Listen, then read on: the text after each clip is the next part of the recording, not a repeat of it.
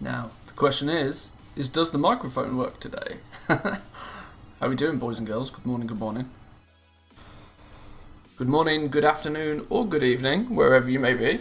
We have ourselves the final reset before patch 9.1. Ooh, it's getting close. For me, it's weird, right? Because taking this weekend as a long weekend to prepare for patch 9.1 is going to it realistically means I've got about 3 days of actual gameplay before patch 9.1. Vobster, good morning to you. Welcome. A bear called Dave, good to see you. Everybody enjoy the game of Boomers. I've just realised that it's going to sound like an echo chamber in here. I need to fix something real quick. You guys chase down that coin. I'll be back in 2 minutes.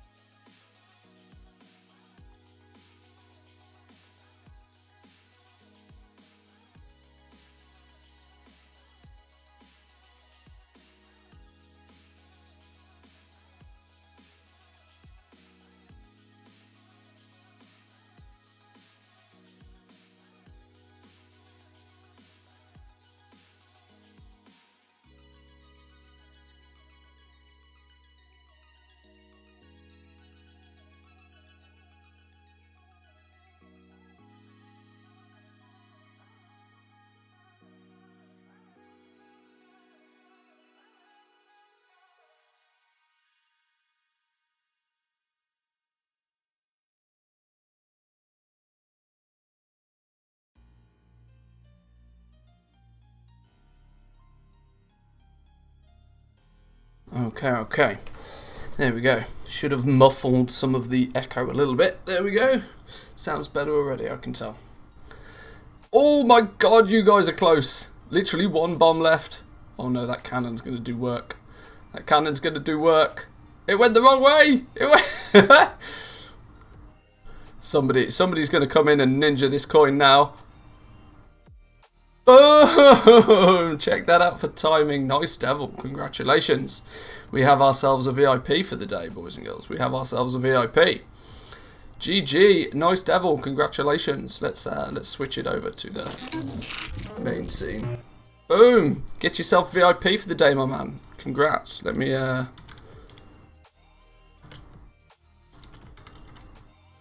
make sure I spell it right.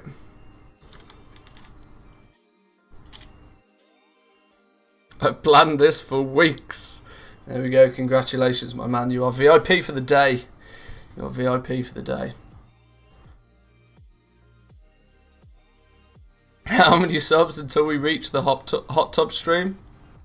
Yeah, the hot tub stream is that's gonna be some seriously large sub number. Let me put it that way. Short question regarding dual crafting.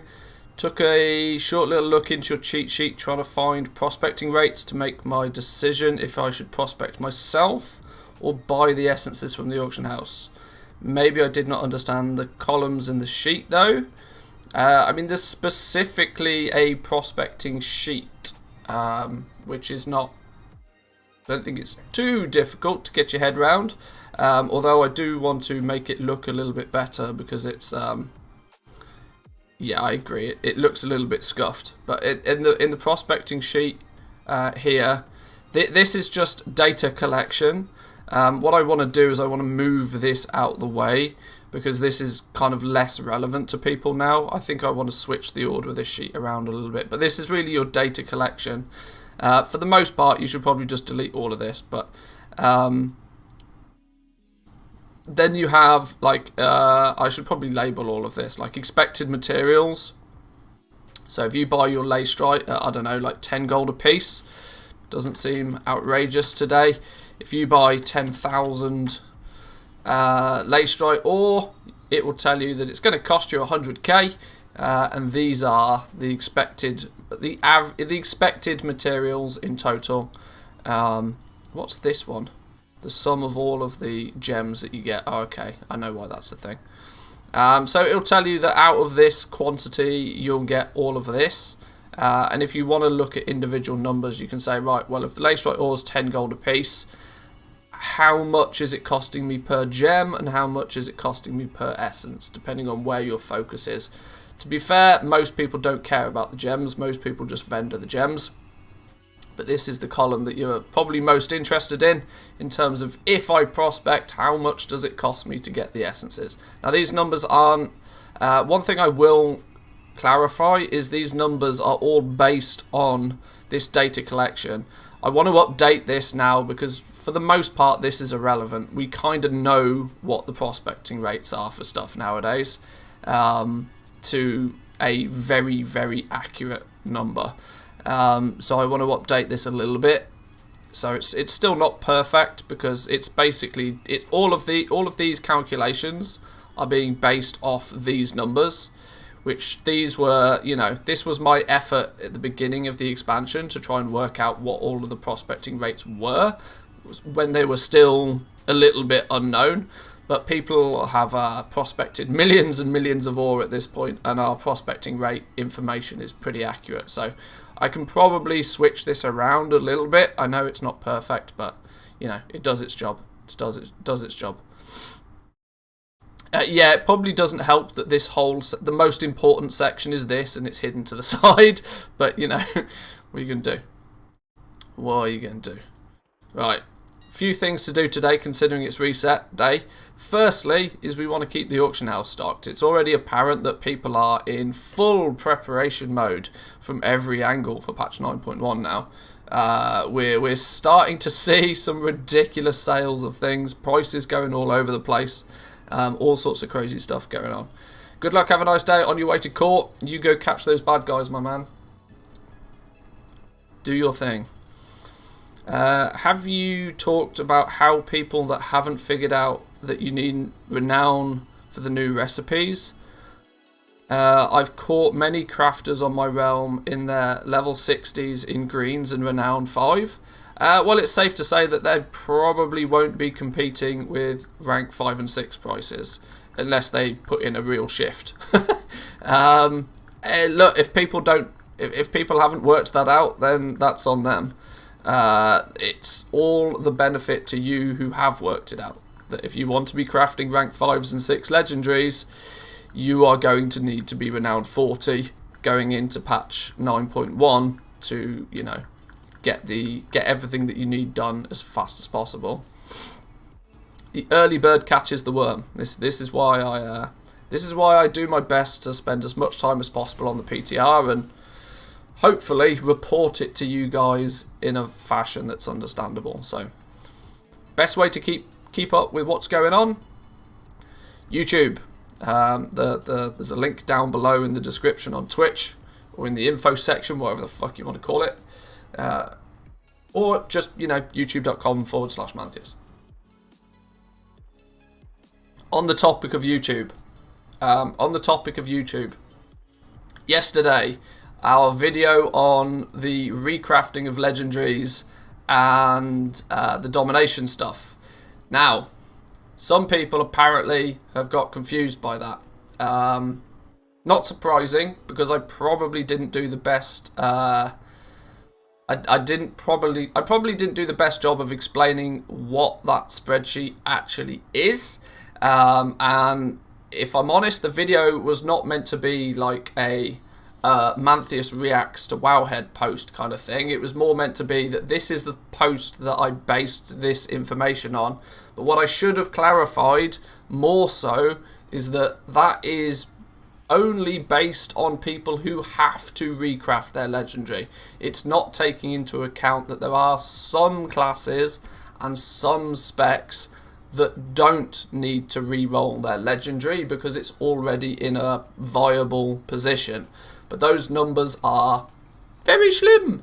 There's probably only 3 or 4 specs out there which that doesn't apply to. So yes, for all of the people that are shouting at me, legs are still going to be a big thing for legendary crafting. To be fair, it's another one of those kind of things of that, well, if you read the information, it will tell you. Because, I mean, the, where is it? The 9.1 Lego BIS list. I mean, if you read the information I give you at the top here, it does explain that. But, you know, people don't read. They much quicker to keyboard type stuff out. This is a list of suggested item slots based on the 9.1 raiding and class guide meta. Other slots will sell, just less frequently. This is to indicate what you should focus on. This is not an all-inclusive, this is this spec in X, Y, and Z. This is to give you an indication that for the purpose of tailoring, capes are going to be huge. It doesn't make, don't tell them to read, else they'll start reading before they sign contracts and I'm going to lose my clients. Hey, well, there you go. It's an indication that, I mean, jewel crafting is wanted by everybody. That is the information you're meant to get from it. People who want full best in slot lists to min-max exactly what they're going to craft, it's pointless. I told people this at patch 9.0. It's pointless. Every single legendary in the game will sell to somebody if you craft it. The difference will be is just how quickly and how many of them will you sell. I have sold every single legendary at every single rank, and yes, even the dead slots, because that's just how the game works and how people play the game. This is more of a priority list. I guess I should probably call. I don't know. I think I'm going too far into kind of, you know, making it dumb mode, but list is incomplete. It's not meant to be a complete list. That's my very point. It's not meant to be an all-inclusive list. It is meant to give you an indication that if you are crafting these sorts of items, you can see where what is going to be popular. It's not meant to be all-inclusive. Because there's no point in making it all-inclusive. Genuinely no point. Because everything will still sell. I mean, it says here, other slots will still sell, just less frequently. But yeah, there's my little rant about that over. I get where people are coming from. But this tends to be, when you provide somebody some simplistic information, people want to tell you that you should have min-maxed it. When you min-max things, people tell you you need to make it more simplistic. You can't win in that regard. So,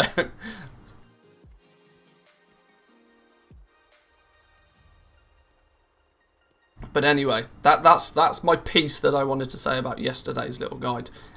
More to the point, this is why I don't go super deep out of my way, because you genuinely can't please everybody. So, if you want to go out there and you want to check every single class and every single spec with every single legendary combination and put it all into a massive spreadsheet and then ultimately do nothing with it, be my guest. I'm not going to be doing that, I'm sorry. Make sure you just give Manthis a spreadsheet that has small boxes, or he tries to edit it. Yeah, there we go. But so with reset today, what do we do on a reset day? Well, on a Wednesday, we just, we make sure we tick all of the basics. And that is all the more important this week, as we want to make sure that we've got, we're in as strong a position as possible going into patch 9.1 next week.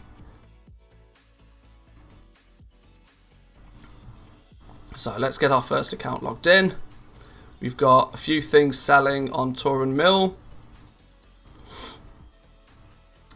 Not a huge amount of stuff yet, but it will all add up. A rank 3 pair of Grim-Veiled Mittens. Go on. People are catching on. People are catching on. 49% of people are stupider than the median. Yeah. But 80% of people claim they're above average. Yes, this is true. This is true.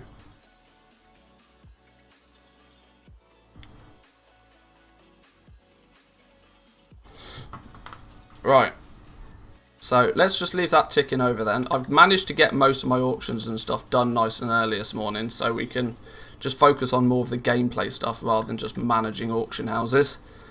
You will notice we are back on Sylvanas as well. We are back on Sylvanas because it's now time to start crafting and selling stuff. Here we go, look, a rank 3 Shadow Gas necklace.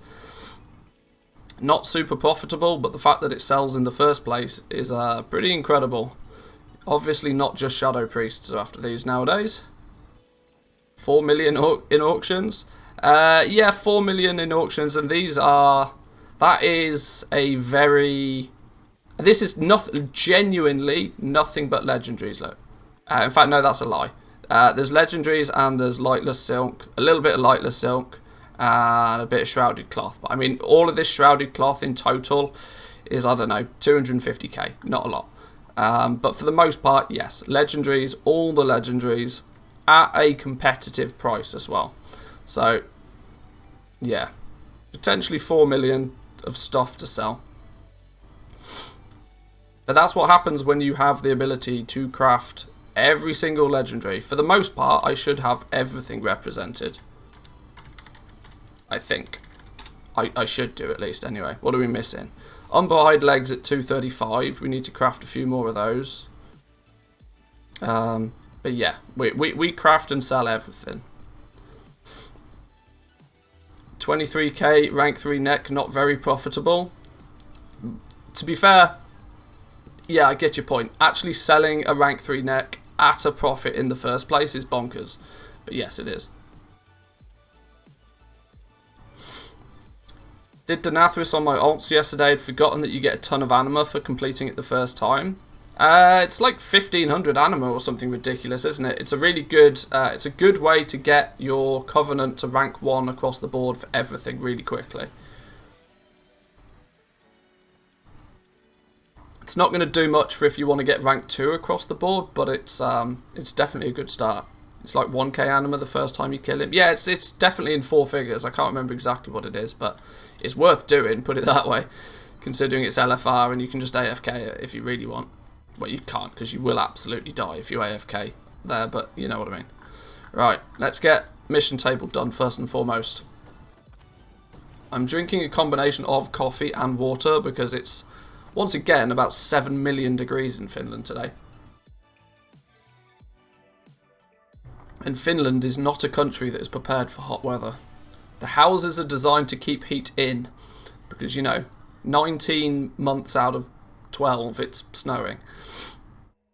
So houses are designed to keep the heat in, which means in the summer, oh boy, do they get hot. And I'm dying my ass off the last couple of days, but... What are your price predictions for Leystrike? Tempted to buy a bunch out even though it's 12 gold instead of 5. It will entirely depend on the demand for the rings on your realm. I'm relatively confident in saying that jewel crafting is going to see such a massive spike in demand that Leystrike will comfortably double, if not triple, in value.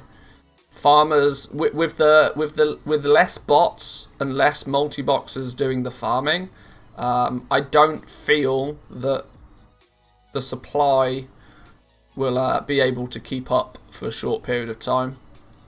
Meaning, yeah, I bought a whole bunch of Leystrike for about 10 gold a piece. Which my mailbox on this character is stacked full of Leystrike that I've bought over the last couple of days. How much gold can a good gold maker do in a month? Multiple millions, but it depends what you consider a good gold maker. It depends, because you tend to find that gold makers do as much as they can on one realm, and then they tend to try and replicate the same thing on multiple different realms, and so that they, you know, scale up that way. But I mean, if you're making more than a token a month, then surely you're doing all right. Now, a token is only Did I use the word only in the same sentence as token price? The token price is currently 284,000 gold in the EU, which is pretty ludicrous. Pretty ridiculous amount of gold for a token. But if you can make at least a token a month, maybe 2, I would consider yourself pretty good at gold making.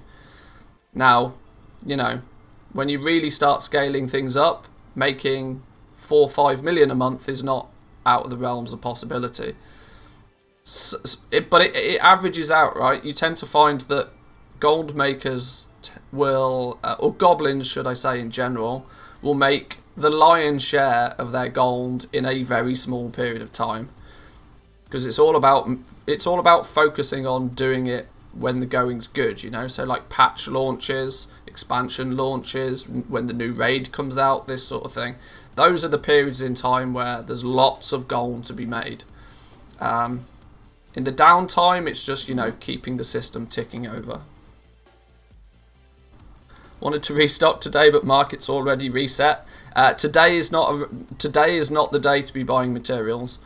Today is not the day to be buying materials. It's reset day, and it's the last reset day before patch 9.1. I guarantee today's material prices will be considerably higher than what they've been over the last few days and or even weeks. Today is not a good day for buying materials.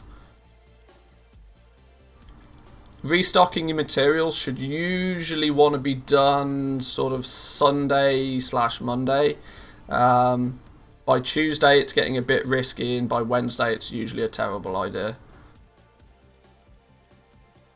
Made myself about 6 million with 168 gear in a week, and then only 1 million slowly in the months after. Yeah, there we go, you see. It's like the early bird catches the worm. It's very true. This is why getting yourself prepared and ready to, you know, get access to the new crafted stuff ASAP is huge. Because the first few people that get access to it have their entire server to sell to before the rest of the competition floods in, you know. So you end up in a situation where you're one of the only people able to craft and sell something, and the demand for that item is at the absolute highest because it's brand new, and yeah, just crazy things happen. People can't craft Legos until the raid opens, right? I can't remember what the raid schedule is for this patch. The raid comes normal mode comes out. There's only a 1 week leeway period, I think, this patch, right? If I normal heroic week 1, mythic week 2. Oh well, there we go then. Okay, yeah. So it's a really quick start to the patch. That will mean then, yeah, people won't be able to start crafting their legendaries until the raid actually opens. So the first week is going to be, for most parts, the first week is going to be all about farming your Korthite crystals if you're in the legendary game. Even if you're not in the legendary game, you want to be farming the Korthite crystals to sell them. Week 1 is also going to be all about preparing your potions, your flasks, your food, getting your enchants crafted, maybe even crafting some gems ready for people to gem their gear. Although, like, gemming and gear is like basically a dead sport nowadays. But yeah, getting your consumables ready week 1 is going to be a priority. It's going to make alchemy's going to be really weird this patch. Alchemy's going to be really, really weird then if the raid comes out in the first week, because you've got arguably the price of herbs is... You should probably have already bought your herbs, to be honest, given the opportunity, because herb prices are going to do some weird things, right? Because not only is the raid going to come out week after the first week, flying will also turn up at the same time. And it's going to be mental, right? Because you're going to get Crafters Mark 3 unlocked, Legendary Crafting unlocked. The raid is going to open that same day. I tell you what, after the first week of patch 9.1, that reset. Oh my days, that's going to be a 10 million gold day if you've prepared efficiently. I wasn't going to use the phrase shit show. It's going to be the exact opposite. It's going to just be raining gold. Raining gold.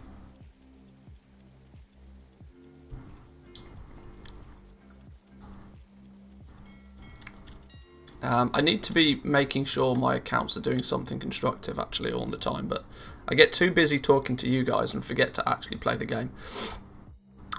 Mission table first. Let's get this out of the way. No bonus XP missions. Well, that's gross. That's absolutely gross. Well, we'll get these guys out of the way nice and early then. I don't like this new version of Venture Plan. I don't like it. I would rather it, you know, when I want this assigned party thing. Oh, right click to start the adventure. Oh, there we go. That's more what I want.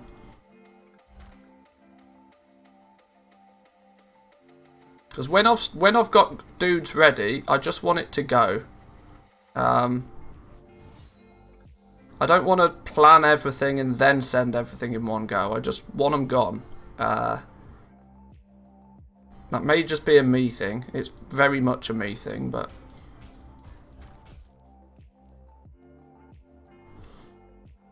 Right click the button when assigned. Yeah, I've realised that now. It doesn't make sense, but... Yeah, sure, alright, whatever. Come on, boys. Oh, no, I broke it. No, it's good. There we go, off you go. Do your thing. I like this, though. I like the fact that it shows you who's on it now. This little thing's cool. 1200... 1500.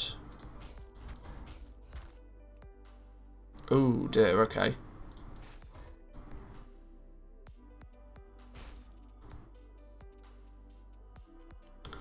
Hmm, 1200.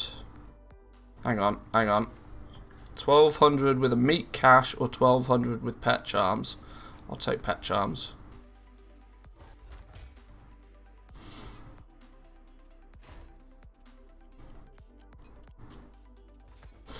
Alright, there we go.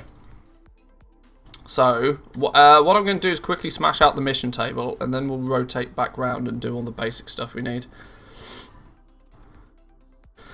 I have to send wife and kids on a vacation. That would not be a bad idea. That would not be a bad idea. Here you go, love. Take the kids on holiday for a month. On me. See you later. Yes. Took me a while to get used to the send everything at once, but now I like it somehow. Yeah, I guess it might be a thing. If you're really trying to min-max it, it's probably actually, to be fair, it's probably a good thing to do it like that when you're gaining the first, I don't know, like 30 levels for your followers, because at that point you are trying to min-max it a little bit. But when your followers are a higher level, it's more of a case of just, well, how many followers do I want on this mission? Is it a big XP mission? Do I want everybody to get lots of experience? Or do I just want, one dude, a couple of followers, bang, off you go? Are you just churning missions, or are you actually trying to focus on what's going on a little bit? If you're trying to min-max it, then, planning everything and then sending in one go is probably better. But honestly, it's not something that I feel the need to min-max too heavily. I know people love to min-max everything, but this is meant to, the point of using Venture Plan in the first place is to just make it just brain dead, just off you go kind of thing. If Venture Plan are listening, that one thing that I would absolutely love is to set up a filter or a sorting function on these missions, so that just just to prioritize in the top left hand corner the missions that give me the most experience, for example, or the missions that give me all the anima. I would like within Venture Plan to be able to actually set like the way that I see it, because it's just a blur of different missions right now. Having them ordered between like the highest to lowest of experience or highest to lowest of something else would be really quite cool. Who knows? To be fair, I've not even checked. You might be able to do that. I just haven't done it. But there doesn't seem to be like any options or buttons that I can click to change that sort of stuff. Should I check that so that I don't look too stupid? Should I check that that's not already a thing? I don't think there's any. Yeah, there's genuinely like no customization to it or options or anything.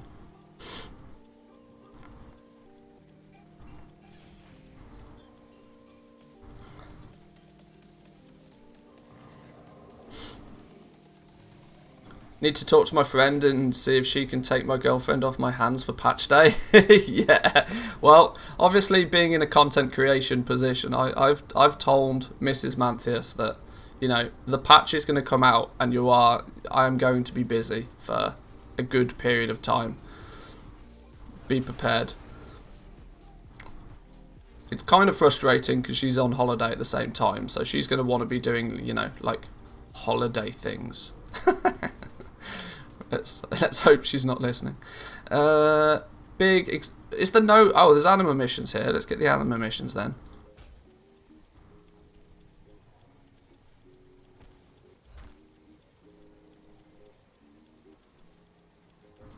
Holiday things, yeah, exactly. I'm going to paint no illusion that content creation, in an essence, playing video games for a living is not... It is the equivalent of being on holiday all day, every day. So you're never going to hear me complaining about it. But it does make a weird situation as to, when the weekend rolls around, most people are like, oh, thank God it's the weekend. For me, it's more of a case of, oh, Christ, it's the weekend. Now I have to do real life stuff. I guess that's true to say for anybody that enjoys their job. Right, Kyrian are trash and can't complete these level 49 missions yet, so let's just get some XP missions out of the way.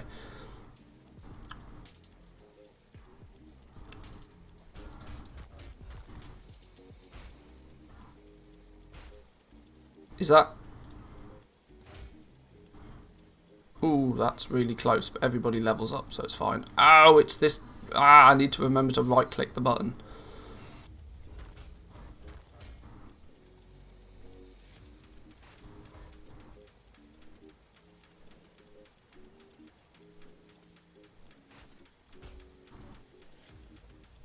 Oh, come on, boys.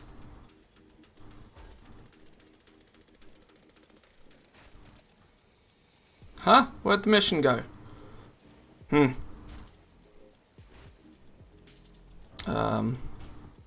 You two are good. You should be... There we go. You can do that. Off you go, then. Ah, no. Send tentative parties.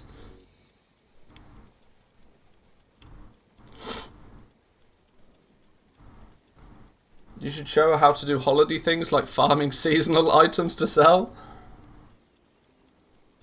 Yeah, I should put her to work going and buying, you know...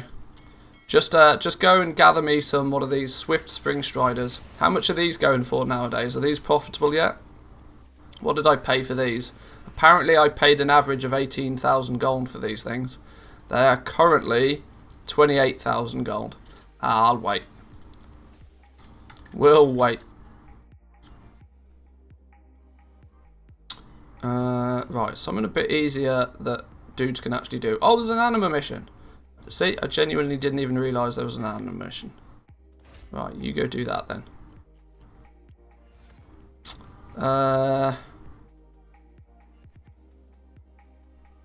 Eeny, meeny, miny, mo.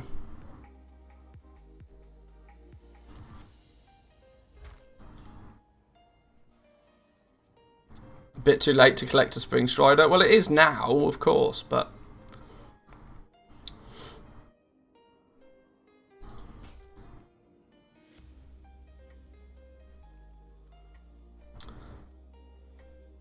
Oh no, I don't know which email I registered with now, and now I can't confirm my email address. Can you tell me which address it is? Response, the address you sent this question from. Yeah. Yeah, we see that all too frequently. Oh, come on, Kyrian, you are useless. You can't do anything properly. What about this one? Okay. That was almost too easy. Makes me think we need to put more dudes on it. Oh. I'll get used to this eventually. I really will.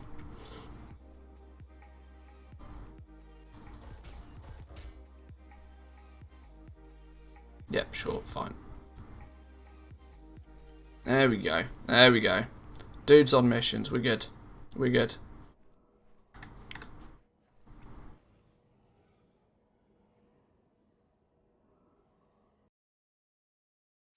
Let's get cancel scan on the go.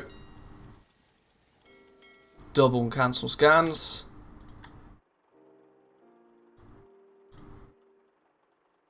All about min-maxing.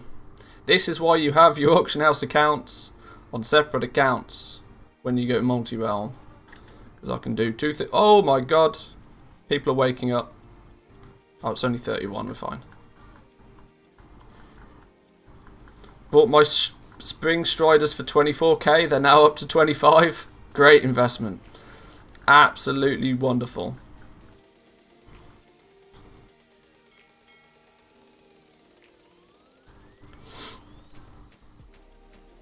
Every copper counts. Yep. Indeed. Did you check the Venture Plan site for the update, or did you find it somewhere else? I usually check the Venture Plan update every time somebody on stream tells me that my version is out of date. I don't know how that was going to easily work for you guys. You may just have to, you know, check it as and when you update your add-ons, you know, favourite the Venture Plan website and check there as well.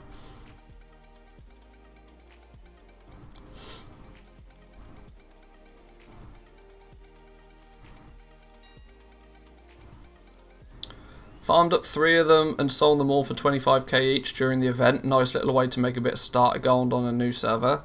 Yeah, anything that's kind of like hot is kind of quite cool. I use InstaWow for add-ons and it does Venture Plan for me. Be careful because there's there's like busted versions of Venture Plan, because the owner of Venture Plan only wants to distribute it themselves for some reason, but I'm aware that some people have like basically copied the add-on and republished it under a different author, which means it might not actually be this. I don't know. I don't know if there's anything to worry about that, but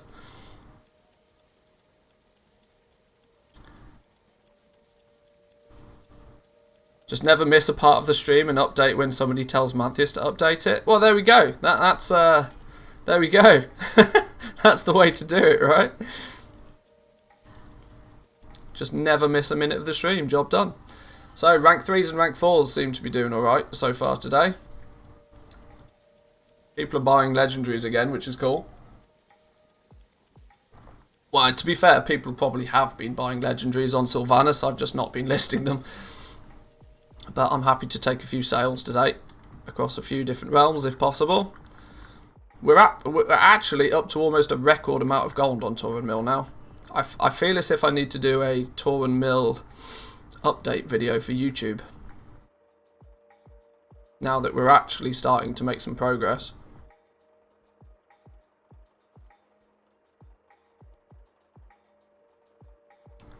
How many are we cancelling? 73, that's not too bad. Not too bad at all.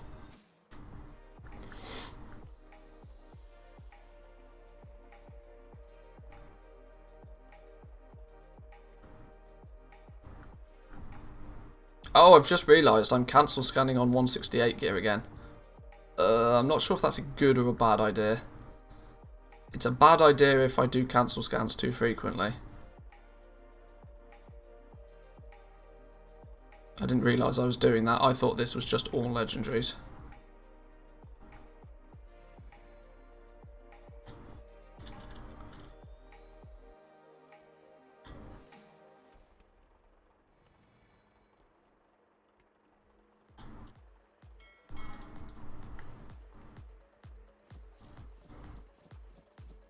Once that's filling out, everything's good over here. We can start working on this. Get those complete. Oh my god, our anima situation is not good. Luckily, we're going to go do world boss, collect a bunch of anima. We're going to tick off the basics in a minute for these. So, any boat? Why? I've not seen a single boat. Oh, there's one. This is literally the only bonus XP mission I think I've seen today.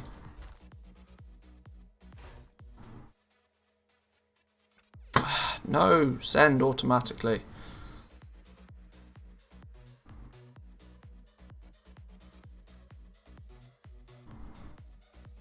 $900 down here, 900 here. Not loads of ones offering 900. Can we get who's the one? Who's the super OP one? There's a super OP one for Night Fae that just solos everything. Oh, it's Dreamweaver.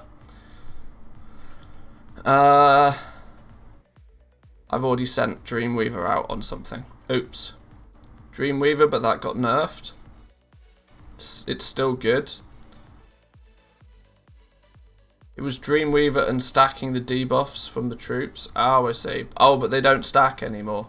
Ah. Oh, okay. Well, okay, maybe it's not as cheesy. Cheese abilities. If only you held your tentative parties before sending them. Touché, good sir.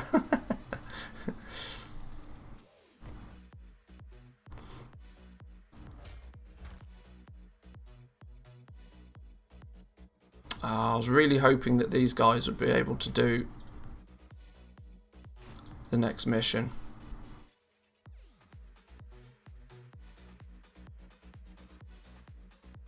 I guess we'll do these ones then. No, send! God damn. How many times am I going to make that mistake today? How many times am I... Oh, now I've got no anima. Oh, Jesus. Have we got any anima? Oh, no, we've not even got any anima tokens in our bags. Okay. Haha. Luckily for us, we're going to go do stuff in a minute anyway, so we'll come back. We'll come back. Can I just do a cheap one? Go on, boys, off you go. No, send, goddamn son of a...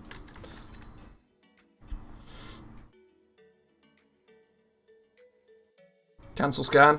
You're right. We looted mailbox. We need to repost mailbox.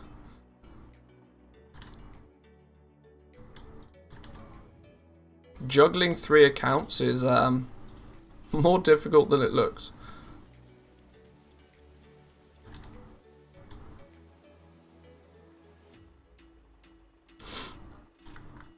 But trying to actively do something on all 3 accounts is probably the issue. I should just have, you know, 2 accounts doing some crafting.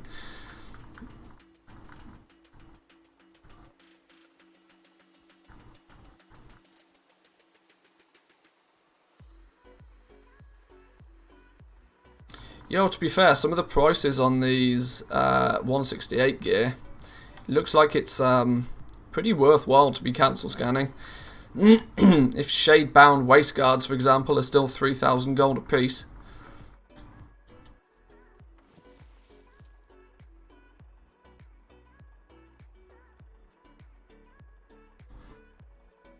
Bunch of enchants going out. I've not recrafted enchants for a few days. I'm probably running low on them. Do they sell for 3k gold? I mean, it's... Or do you just repost them again and again? My 168 gear just flies off the shelves. Genuinely flies off the shelves. The jewel crafting stuff is dirt cheap, but that's mainly on the mainly for the reason that, you know, the gems are virtually free nowadays. Wow, only 2 cancel scans. I'll take it.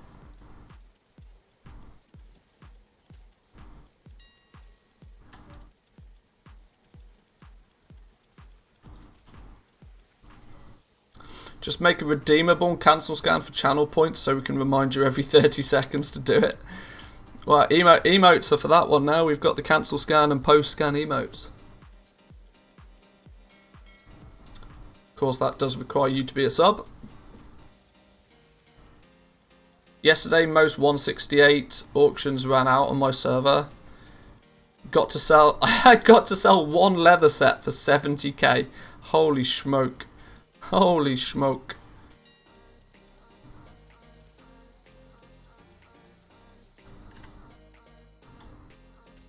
I would love to be selling an entire set for 70k.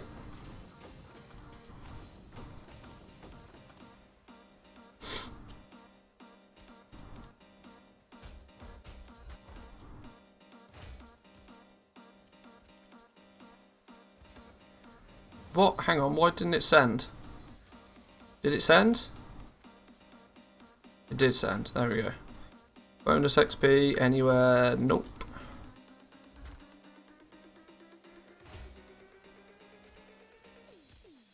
Any more anima? No more anima. Big boy stuff then. Big meat cash. Go on then.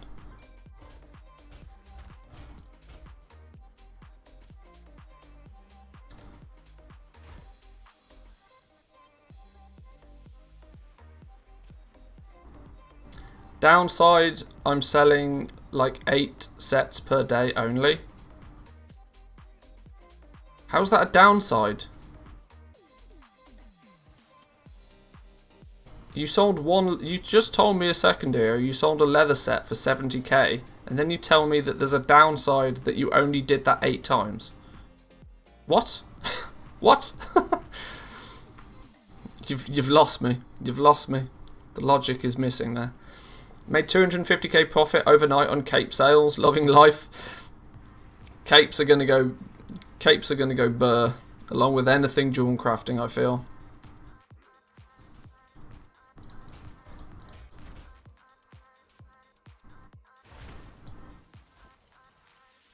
One dude. Cheeky little easy. There we go. Right, that's all good, all good. Right, now we need to jump on. We need to go back to the beginning, and we need to make sure that we're doing the souls in the maw. We also need to be doing, or at least collecting the anima mission, and we need to kill world boss. See what I posted yesterday in Discord about Venthyr Boomkins? I see a few things in the Discord on a frequent basis. I can't remember everything. What were you saying about Venthyr Boomkins?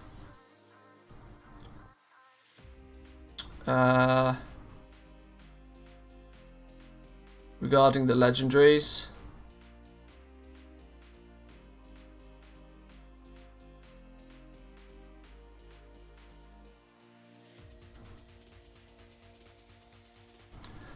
I mean, if I'm honest, I don't, like I said, I don't want to try and, I don't want to dive down to that deep into, like, trying to min-max what every class is going to want.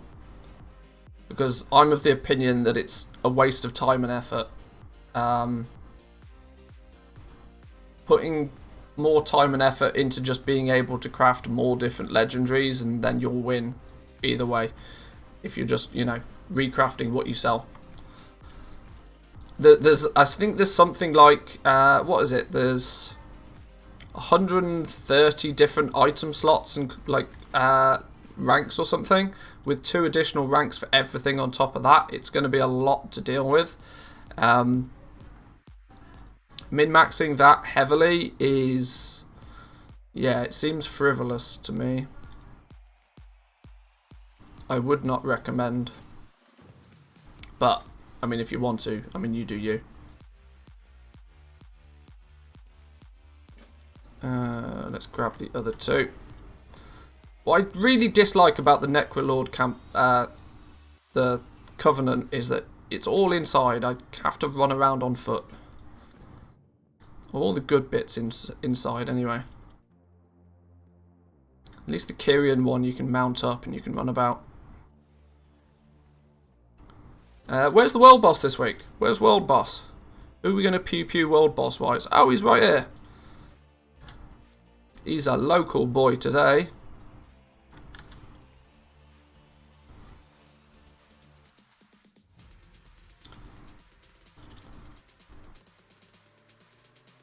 Guide for this world quest has not been added. Hey? What's my Zygor doing? My Zygor's gone bonkers. Hello?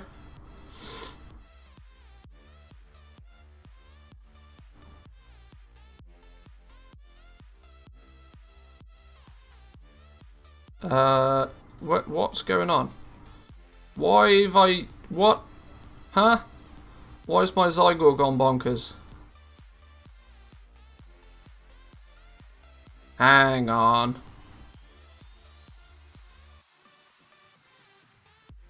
Has my Zygor add-on tried to update itself and it's gone bonkers? Jeez Louise, hang on, I don't know if you should be seeing that.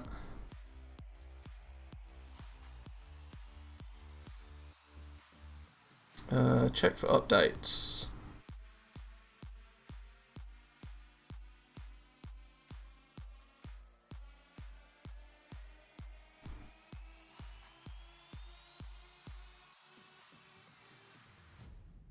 You hate Necrolord? Have you been in the Venthyr one? Well, that's true, actually. The fact that it's on 2 levels that both look the same, and it's all indoors, yeah, I think I have to agree. The Venthyr one is probably worse. WoW Gold trend data. Yes, install. Go.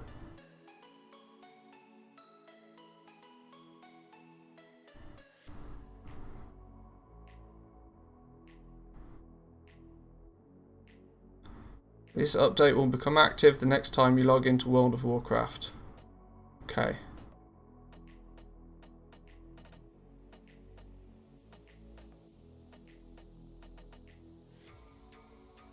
Right, do a reload then. I should have fixed Zygor. There was a small PTR thing yesterday. They added in proc weapons for testing. Do you think they may have also changed material rates, specifically Korthite? If we get time later, we may go and have a poke around on the PTR. More likely to do that tomorrow, though, to be honest. Reset day is usually a busy day for, you know, just doing stuff in the actual game. Especially if I'm trying to do it on multiple realms at the moment.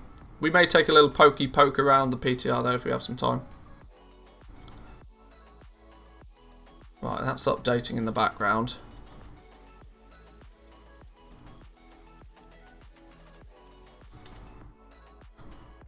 Oh, what? What do you mean World of Warcraft is not responding? There we go. Don't lie to me, game. Let's not do a cancel scan on those. I like how they knew I would jump off the ledge to get to the second floor, so they put in a slow fall. Yeah.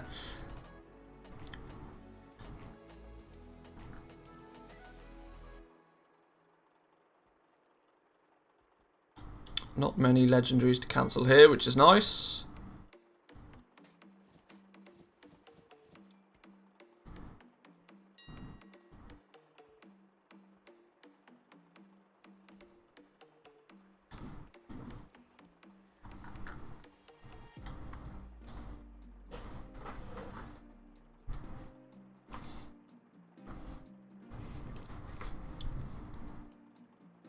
Oh, come on, Zygo, hurry up. It's taking forever to update. Not that I need Zygor to just go and, you know, kill a world boss, but... How am I going to persuade all of you guys to sign up to Zygor if I'm not using it myself? It's outrageous.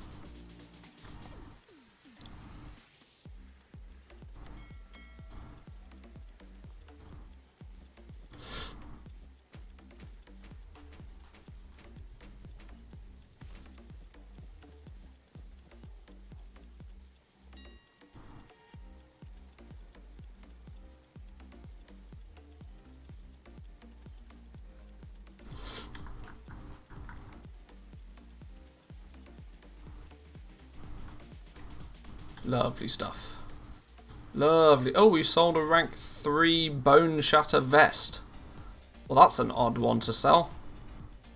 That's a very odd one to sell. Sure. This is my point, right? Unless you, if you don't post things, I would have not have expected a Bone Shatter Vest at 225 to be selling, but apparently it does. Somebody out there wants it. Somebody out there wants it. Right, there we go. Zygor's alive again. Much better. Now go do this one. Do I want to switch this with this? Oh, yeah, sure, go on. Why not? Hang on, that's not the right way.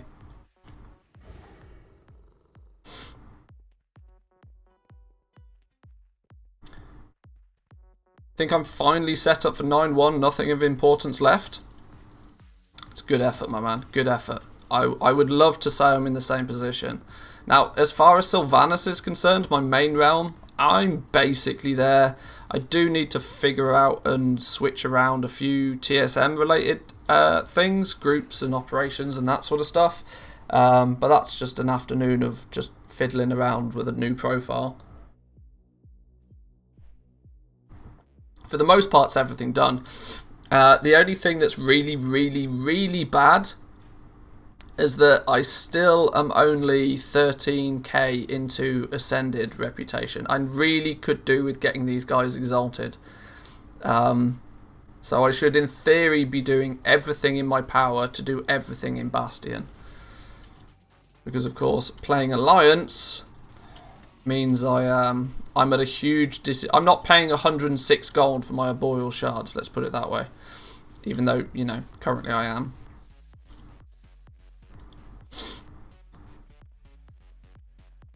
I might have just bought out all of the 300, sub 300 gold cloth Legos on Twisting Nether, about 400 legendaries. It might not be a bad idea, especially if it's things that you know are going to pop off. Now I'm always concerned about buying out rank 1s because any random Joe can just dive in and start making them again. But if they're so heavily under cost, it's arguably nearly impossible to lose on that sort of investment, but it's just going to take you time to sell them all back out again. And you're going to have to, you know, deal with the inventory for a while. But yeah, throw in something, throwing an investment like that out on a realm like Twisting Nether has the opportunity for big results.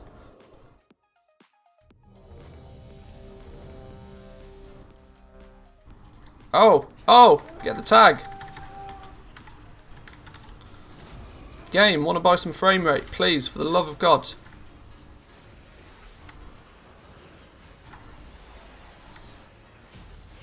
Alright, well that was the quickest world boss in history.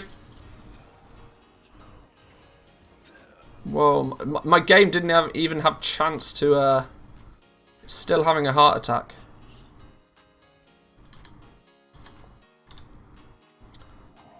Well, there was 250 anima. Souls and anything else that's hot. Anything else that's hot. Let's take a little bit of a scout out here and... anything else that's hot. I really should... oh, there's 1.2k anima if I was to go and get everything. I really should be doing anima sweeps. But I might just wait until we get flying. It's not of super importance right now, I don't think.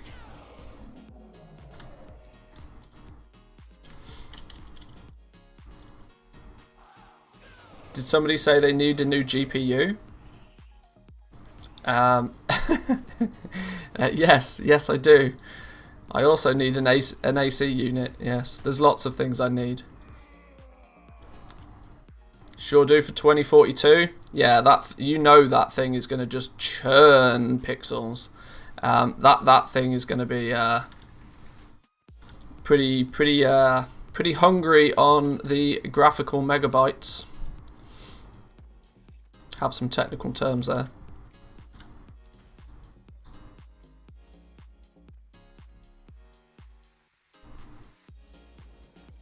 Do I really need to do 30 rank 2s to get them to rank 3 for legendary? 15. The ideal, sorry, not the ideal, the optimal way to craft minimum items and gain maximum experience with the legendaries is to go 15, 15, 15.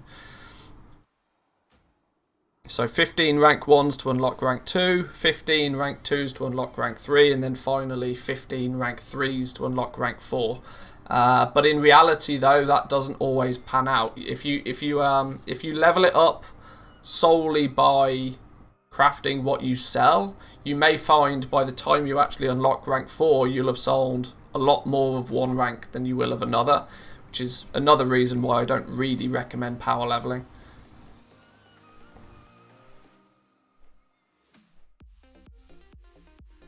For example, I can sell a lot of rank 1. I can sell rank 1s all day long. Now, of course, I'm likely going to make less profit, if any at all, on a rank 1. But when the price is right, I can sell rank 1s all day long. Rank 2s and 3s are a slower seller.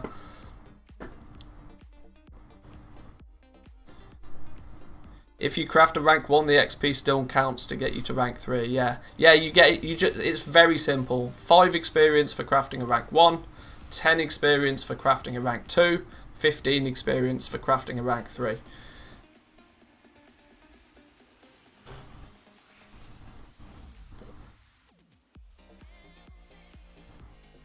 I think I might need to power level the ring as our guild has no jewel crafters. Ouch.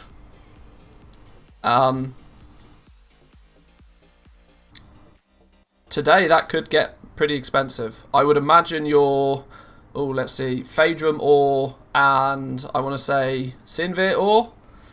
They're the two that you need to prospect for specifically for the ring essences. Alternatively, you know, Leystrite if you want all the essences.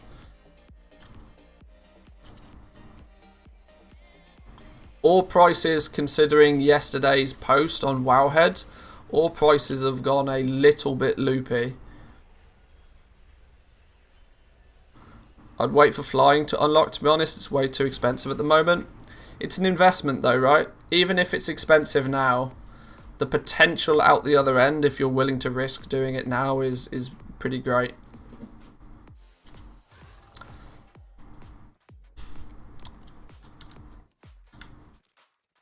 Why am I out here? Souls. We're going to get souls. That's what we're doing. Should I do any Venari stuff? No, I'm not even going to bother. I was contemplating doing Venari things while I was here, but I think I've got a reasonable amount of Stygia. 7,500 Stygia. I think I'm fine.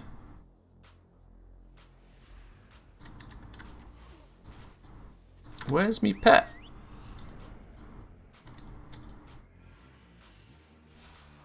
There's one. Vallegro, how are you doing? Welcome, welcome. Good to see ya.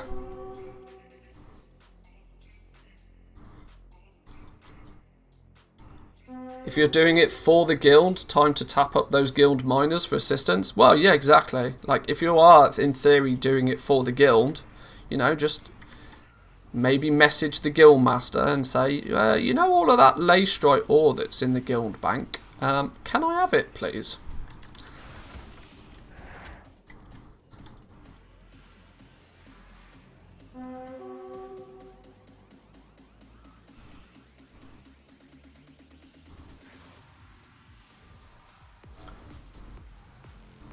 We have no Leystrite ore. People have been raid logging for months. Well, if that's the case, then maybe they're not going to get their ring, are they? Let's be honest. Guilds are meant to be team efforts. If you're not crafting, you should be farming. Where are our world quests, actually? Defend Moldraxxus, do stuff in Bastion, defeat stuff in Ardenweld. Okay. Well, we'll pew-pew this dude because he's on death's door already. Thinking about it, I am also probably going to want to recraft my legendary. But I'm absolutely going to wait until patch 9.1. I would rather serve the masses their legendary before worrying about my own.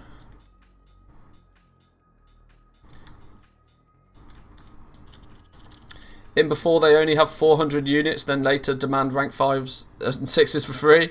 Yeah. Yeah, it was really quite funny. At the beginning of patch 9.0, I spoke to a lot of people about legendaries, and an awful lot of those people were trying to keep it very hush-hush in their guild that they can craft the legendaries. Simply for that one reason, right? That soon as your guild gets wind of the fact that you're ranking up your legendaries, all of a sudden there's 50% of your sales gone. Especially if you're a dominant guild on the server. Like, deliberately posting their auctions on an alt that's not in the guild. Because, you know, goblins be goblins. Goblins do goblin things. Goblins before guilds, you know.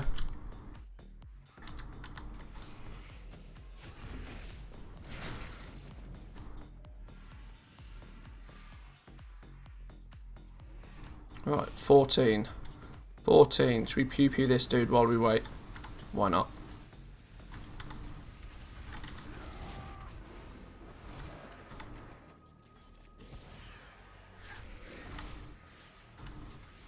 Is it worth doing callings every day, or isn't it worth the time spent? I mean, you managed to pack in the word worth twice into a single sentence. But apart from that slight triggering use of the English language, probably not is the easy answer. There's often considerably better ways. If you're doing it solely for the gold, then at the moment, no, it's probably not worth your time. Yet, in patch 9.1, when we get the ability to fly, and you can just zerg between the different... let me put it this way, it's going to be much more efficient in 9.1 than it is currently.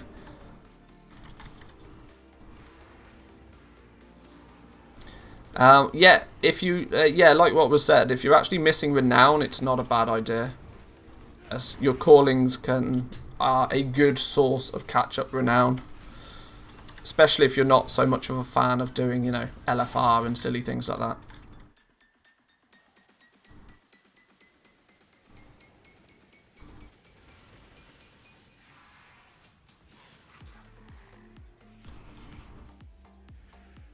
Goblins stick together, sell to each other. It's funny, right? The legendary system on a lot of realms, now this didn't happen everywhere, but on a lot of realms, there was some sort of, you know, like gentlemanly agreement between goblins when it came to the legendaries. A quest. Cool. Two more. Here's one. Cartels. It does kind of feel a little bit cartelish.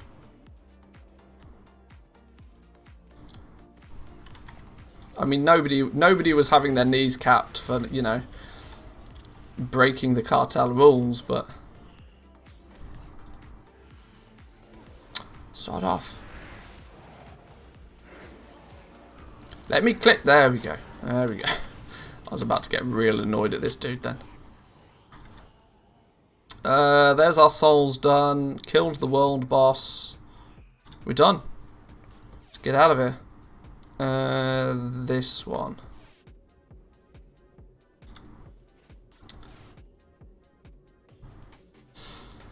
Is it worth to get a second Red Bull, or is it more worth to keep watching? Worth using the second screen? Sorry, I only need to do this to Manthias because I like to tease. Yes to all of the above. There we go. Yes to all of the above.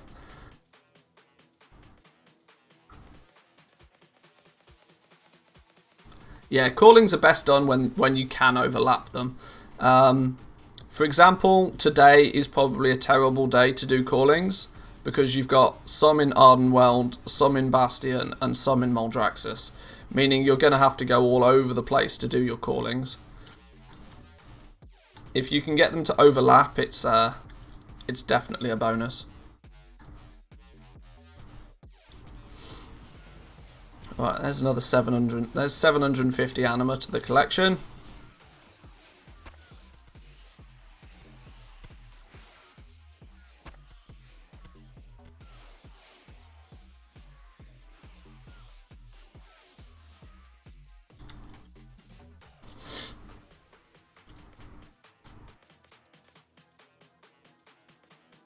Legendaries were a race to the bottom because most people are retards who want to control the market for themselves. Makes it a bit tricky to reset certain legendaries. Yeah, like I said, that camaraderie didn't happen everywhere, but there definitely were places where it was a thing. Not so much the big realms, but the smaller ones for sure. I need 10,000 anima, and I'm on 3,500. That's not enough, is it?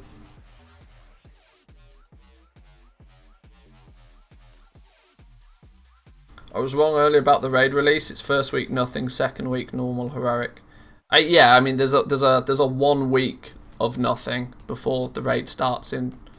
I think of it in terms of resets. So the first reset will be, we'll get 9.1, and then after the first reset of 9.1, then the raid is out, kind of thing.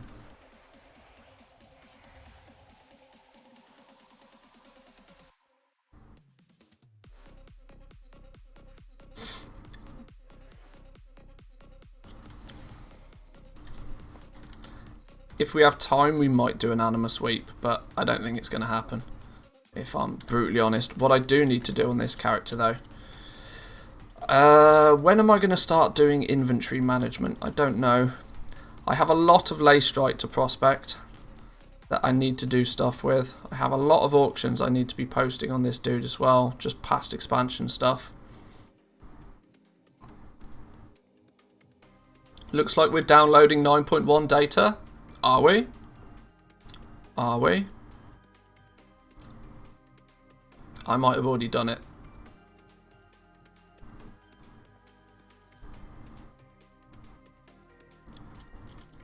First week is raiding Korthite crystals. Yeah, that's actually pretty true. Yeah, Korthite crystals gonna go mental.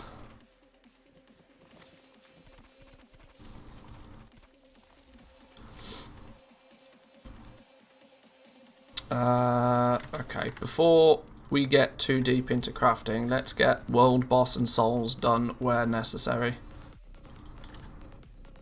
Let's get a cancel scan going over here. Hang on, what did we sell there? A rank 1 ring. Sure. Also, good morning. Welcome, welcome, Ginny. Welcome.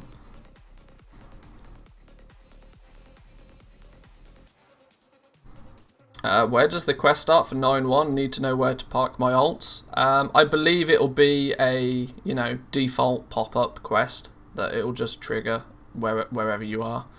I mean, the safe spot is obviously Ouroboros, but I don't think it really matters that much.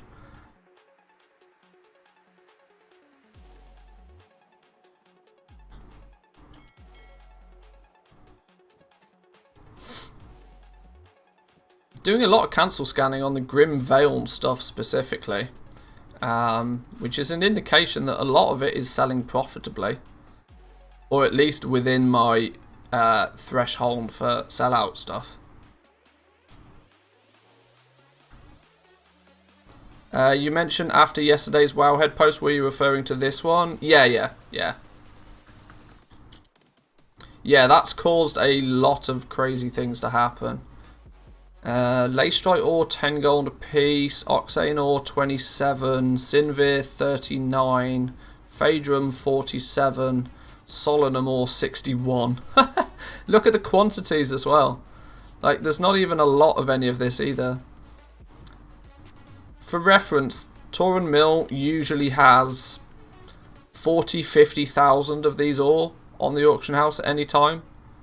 Now we're into like less than 10k of each of these ores. This is just proving a point, right? That people are buying it all and they're just storing it in guild banks. Elithium ore's gone up to 170 gold. 170 gold. On one of the highest population realms in the EU. And there's not even any of it, look. I mean, in relative terms, there's none. There's just none. There's only just less than 12,000 Elithium ore. Heavy callous hides up to 400 gold. That's actually, believe it or not, this is actually relatively cheap right now. To the point I'm going to buy them.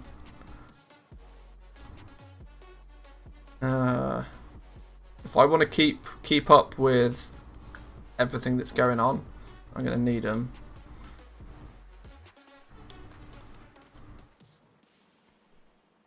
I've got 70,000 Sinvir ore that I bought for 4k a piece. On my main realm, Sylvanas, I'm in a really good position for the ores. I'm only missing one ore, but I'm not even missing it in terms of actually missing it. Elithium ore, I've squirreled away nearly 10,000 of it. There's a lot of it kicking about here. I've got basically entire guild bank tabs full of ore, all of which I've bought at not stupid cheap prices, but very competitive prices for this realm at least. So I'm doing alright. Phaedrum and Sinvir, you know, as sort of as preference. Whereas if I look at the auction house today, those same ores, we've got Phaedrum ores 25 gold a piece. I've got nearly 32,000 squirreled away that I bought for 19. That's not a great deal, but it's still significantly cheaper than what's here at the moment. Market value, well, if I go by regional averages, the regional average price for Phaedrum right now is 35. And I paid less than 20 for all of mine.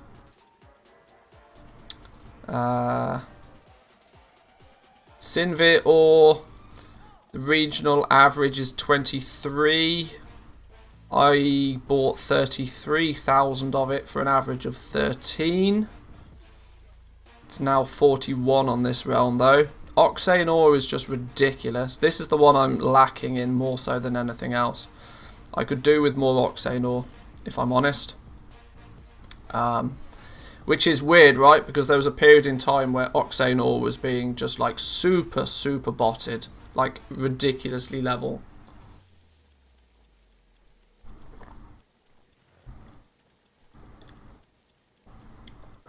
Interesting, but I like to say I can't see Blizzard actually doing it. Hang on, what's this? I've missed something. Don't know for sure, but I can't see a world where Blizzard locks an entire zone behind having that much renown. Oh, you can get into... No, you don't need 40 renown to get into Corthia. No. People like myself are recommending that you have 40 renown, so that you're on curve, and it means that if you end up with 43 renown after the first week, you get renown 44 on week 2, and there is things like the legendary crafting mechanisms locked behind renown. But just getting into the zone, no. You can basically ding 60 and get straight into Corthia. You're just not going to have very good gear.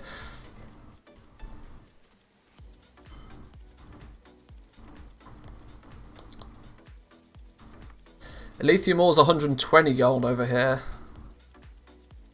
Heavy callous hide 850 gold. Callous hide 65 and there's none of it.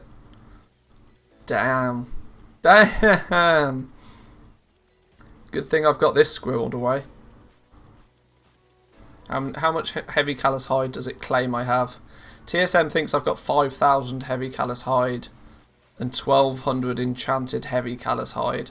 So I've got about 2,500 of each once I balance it out, I think. Which is actually not a lot considering like what's going to happen. But do we get flying during the second week or after? Flying's locked behind. Flying, it gets given to you after you complete some of the new campaign, which I believe is renown 44 for flying, which is in essence week 2. If you're keeping up with what's going on, it will be week 2. Because it's account wide, you only need to do it on your main character anyway. So.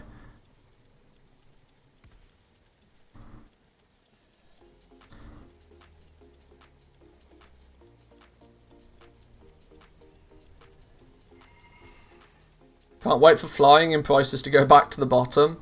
I hope they stay I hope they stay high. Professions are more fun when the materials are a little bit bouncy. When everything's at rock bottom prices, it's kind of, slim margins and a lot of effort for not a lot reward. When prices are a little bit more buoyant, things are going up, things are going down. That's when you can actually start squeezing out some really good profits for things. Time to craft another 4,000 enchanted lightless silk. Actually, what's really frustrating for me right now is my bottleneck is bloody dust. I just cannot get my hands on enough dust at a reasonable price, to the point where I'm almost considering shuffling dust myself. Mainly since nobody else is doing it. Rank 4 Umberhide Waistguard, 30k. It's not bad. Define reasonable, less than 18 gold. Soul Dust right now, 20 gold a piece. I'll buy it up to 18 gold a piece, which is basically me paying double what I should do. But you can tell, just nobody can be bothered to shuffle dust. Even though it's mad profitable right now.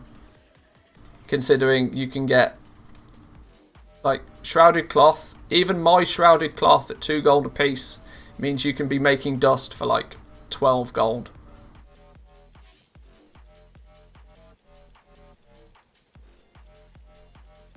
It's yeah, if somebody would like to go out there and make a whole bunch of soul dust on Sylvanas, I would highly appreciate it. But, yeah. Did I just do a cancel scan? I don't know what I just did.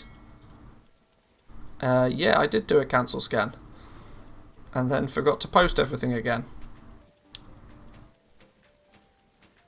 Shuffling rings into dust, it's a pain in the ass, but if you do it once a month and you're set. Yeah, it's for example now, this account should not just be sat here doing nothing. This should be this is the problem I struggle with, right? I have 3 accounts running all the time, and I'm rarely actually using any of them. which is the stupid thing.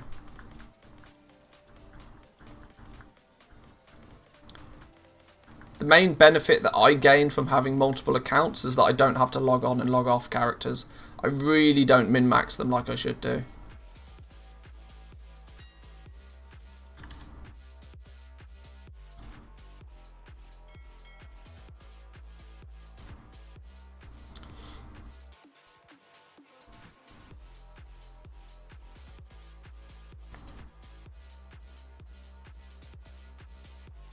Not too many undercuts even. It's amazing to see just how many are like this, you know, for tailoring as well. Your auction has not been undercut. How am I able to go like 20 minutes without being undercut on the most ridiculous realm in the EU? Or one of the most ridiculous realms? How is that even possible?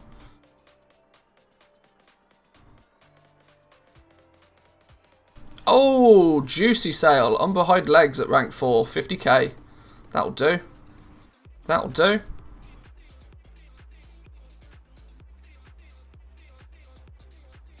Do you know why the Lego necks started to sell out of nowhere? Yeah, because everybody wants the legendary necks. TLDR, the new raid gear is going to take up the primary slots. So people want their legendaries to be on the off pieces. So your rings, your necks, your capes, legs, some belts, some bracers. Chest, helm and shoulders is virtually out of the question for most raiders to have their legendary. So a lot of people are looking at recrafting.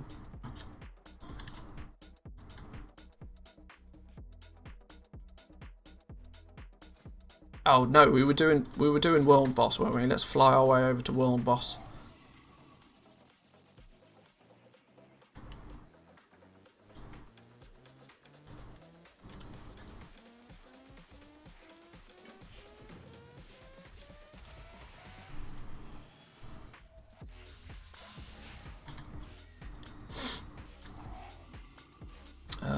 We need...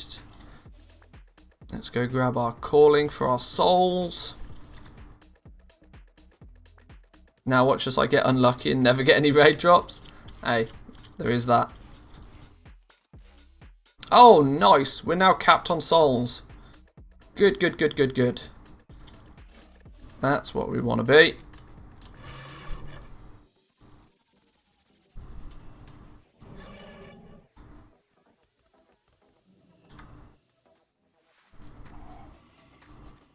Where was the world boss? The world boss was in Moldraxis. Let's go do that first. Let's go kill Mr. What's his name? Mortanis.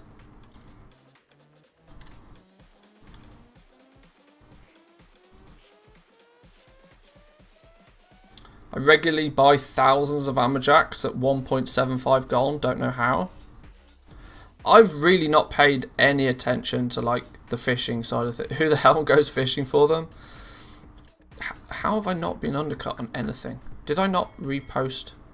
That might be why. And then values their time at 1 gold 75. Yeah, that's the... I still worry greatly that fishing is 90% botted. Because I can't imagine that there's many people out there that actively go out of their way to do fishing. I fish on the mission table. Yeah, but that's going to get you, you know, a selection of fishes. You know, you can't min-max one fish. No amount of mission tables is going to get you thousands of any single fish. But the likelihood is that people that do the mission table have genuinely no idea about that one fish or another fish is valued any different, so...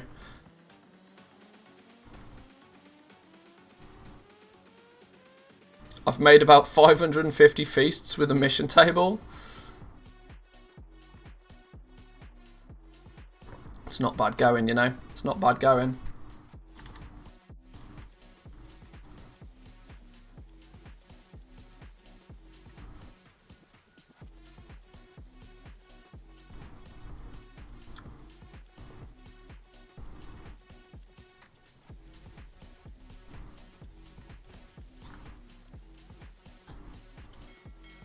I'm loving just how little I have to cancel scan today. This is wonderful. I mean, we're not making ridiculous amounts of sales, but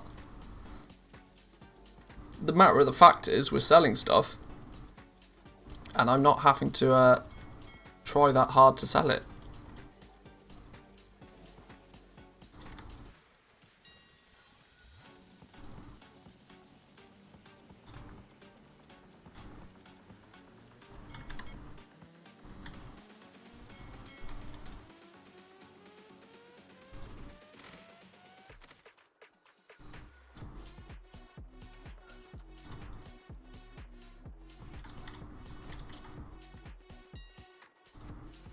Oh no, stop.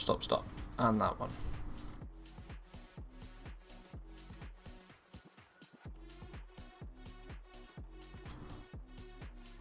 I think we need to make some more rings, you know. I think shadow gas rings are popping off here today.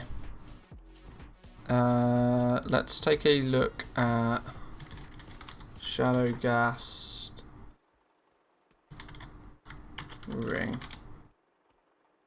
Oh my days, 100k for a shadow gas ring at 235. Wow. 100k. You'd be pissed if you see the 225s at 13k gold though, wouldn't you? And you're after the rank 4. Would you even bother? I mean, just, you know, hang fire. Just skip 235. just don't bother.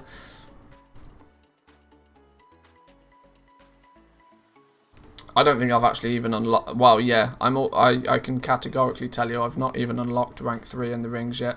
And I would imagine with these prices we're not going to today.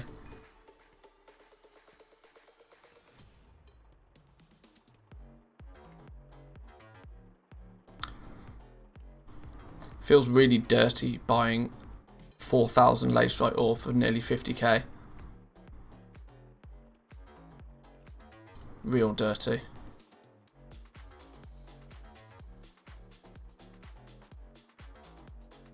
I'd rather level legendaries than buy that. Yeah, I get you.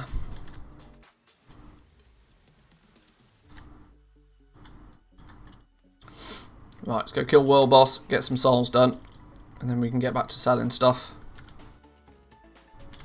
It's going to be a real easy 750 anima again now that we're capped on souls as well. It's annoying, right? I almost don't want to upgrade my covenant, because if I upgrade my covenant, then I lose out on my souls.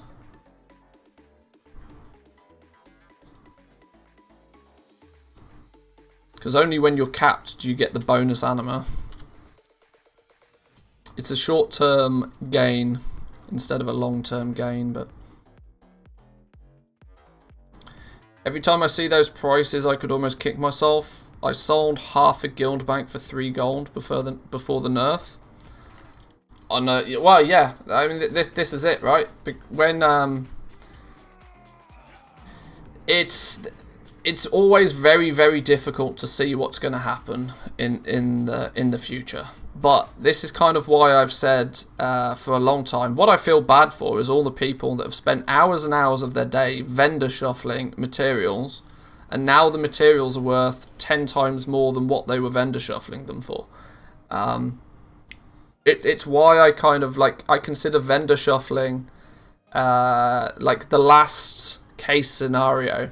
If you've just got if you've bought loads of materials and you physically can't do anything with them, and you can't see anything changing to give you reason to do something with those materials, then sure, fine, vendor shuffle. But it's why for the most part I don't vendor shuffle, because I know at some point I will probably be able to do something more constructive with those materials, even if it's just sit on them for a while until they do become profitable.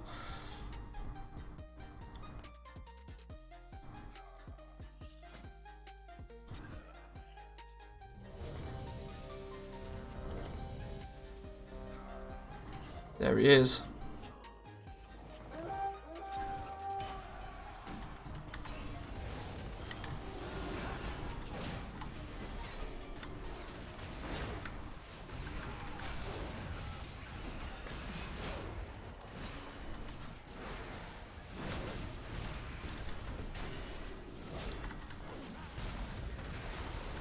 I mean, this dude should literally melt at this point, right?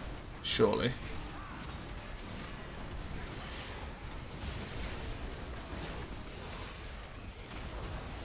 I'm not moving out of shit. We're keeping him here.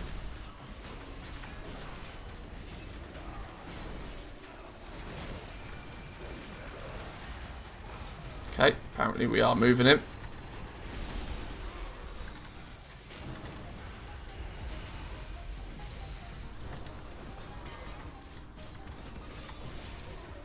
Wow, there's obviously not any healers in this group. Oh dear.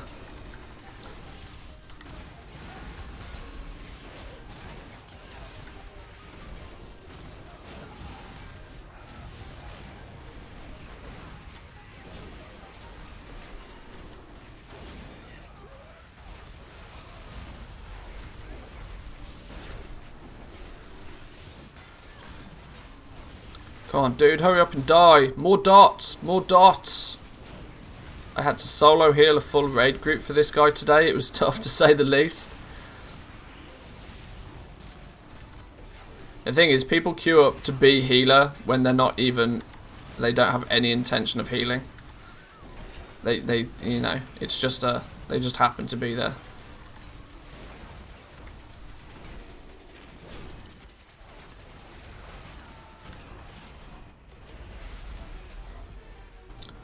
Here we go.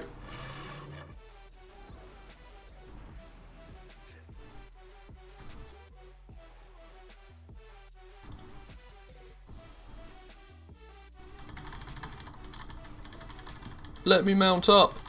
Alright, we'll just bubble. What?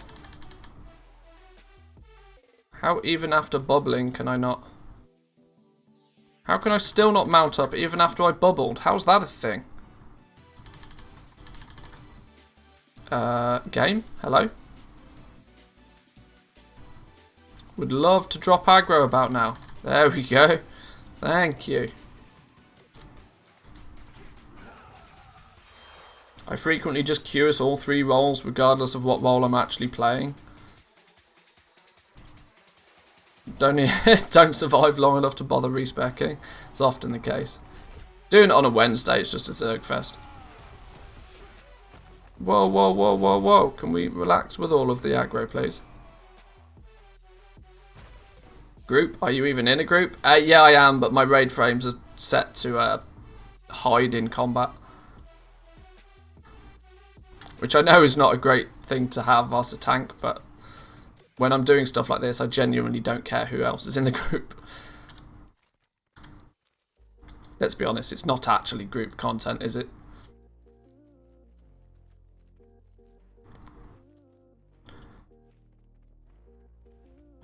Where's the flight master dude? He's hiding.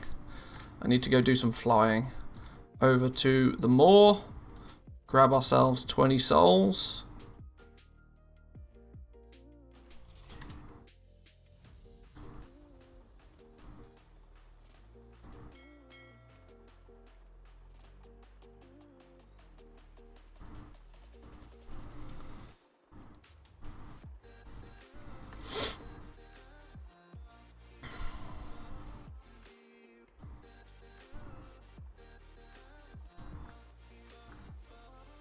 Deep Sea Saturn investment from BFAs finally paying off on high pops. Taking a long time to burn off that multi-boxer stock.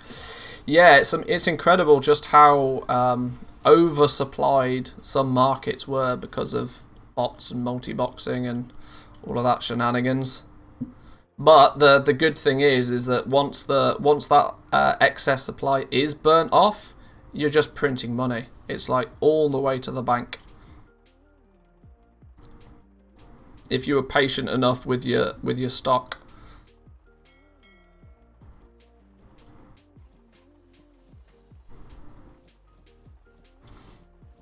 Right, well, I've still spent more gold than I've made today, but it's not exactly how you're meant to be doing things on reset day, but we'll see, we'll see. 55k for Umberhide arm guards, go on. 66k for Bone Shatter shoulders at rank 3, 4.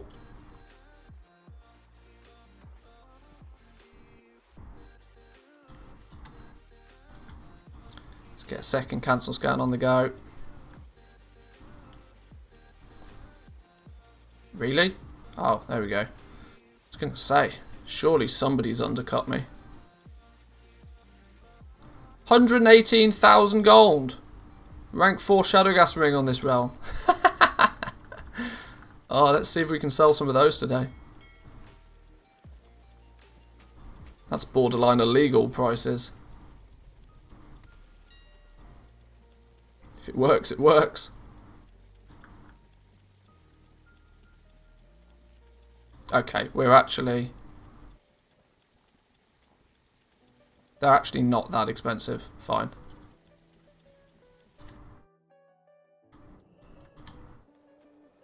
Do you see that screenshot? The ring for 220k? I did, yeah. That was pretty bonkers. The fact that people are willing... it just shows, right? You can never underestimate the depth of some people's pockets. Some people genuinely just do not care about what things cost. If they want it, they go to the auction house and they buy it.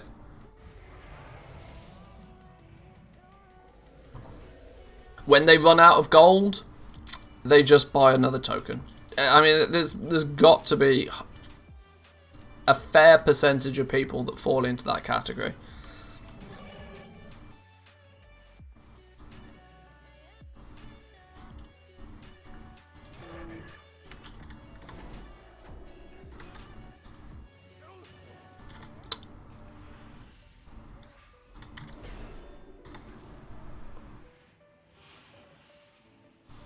There's 2. That was me until I made Golem Cat were legendaries at the start of Shadowlands. Yeah, once you learn the ways, you never have to put your hand in your back pocket and pull out the credit card ever again.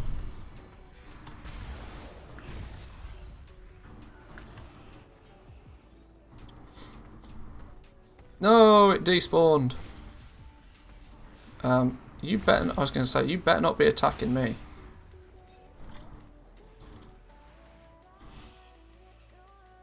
My guild is like that, but they got some well-paid jobs. Well, exactly. If your bank balance can support it, then what's the problem? People kind of forget that this is a lot of people's main hobby, and especially in COVID times where their main hobby may not be able to be their main hobby because of COVID. Like, if you could, people spend thousands on their hobbies. Like $20 for a WoW token to most people, in relative terms to what they would spend doing something else, is like literally nothing. Literally not even a consideration. And so I would like to make a calling to any Oilers in chat. Somebody's got to take Derpalicious' throne, right? As top gifter. Surely we can't let Derpalicious have the top gifter spot for this long.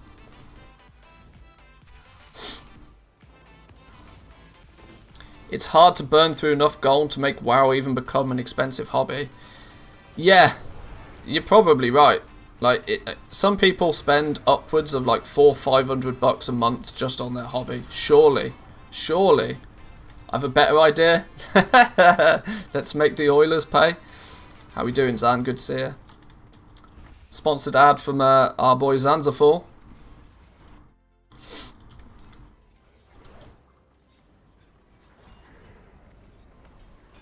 Just look how much people spend on just watching football. Oh yeah.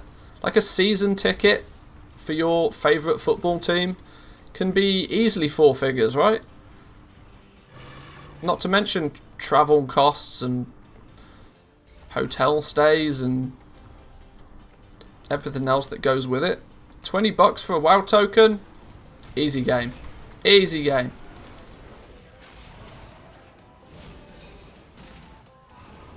Whoa, whoa, whoa, whoa, whoa, what's going on here? Who's pew-pewing me? Can this dude please fuck off?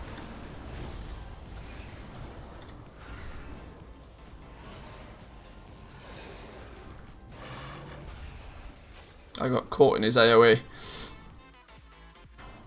Getting ready for my cousin's graduation party, so going to miss the most of reset day. Hey, let's be real though.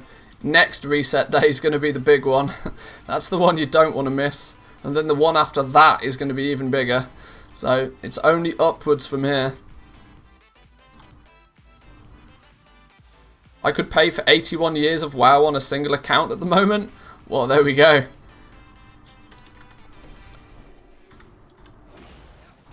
There's a good reason to make a bunch of gold. Never have to pay for WoW ever again. Never have to pay for a Blizzard product ever again if you do it well enough. Glad it's this reset day, not the next 3. Yeah, exactly. The next few reset days are going to be bonkers. This is an easy practice run.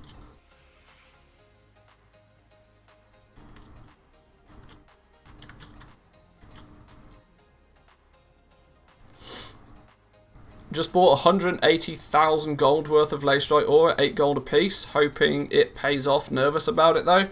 Look, invest in yourself. Even if you have to like slightly overspend on something like Leystrike ore, it is categorically proven at this point that jewel crafting rings and necks are going to pop off.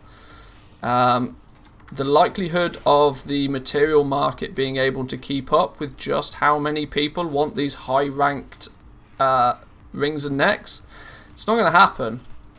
Even with flying, we've had 4 months of people stockpiling materials. That's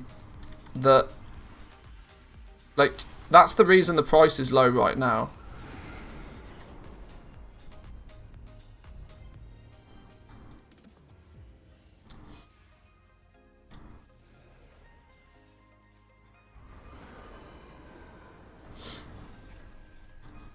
Fake Value King, how we doing? Good to see you, my man. Welcome, welcome. Come on, I need, what is it, like 2 more? Oh no, I've got all my souls. Woohoo! Let's peace out of here then. Back the truck up.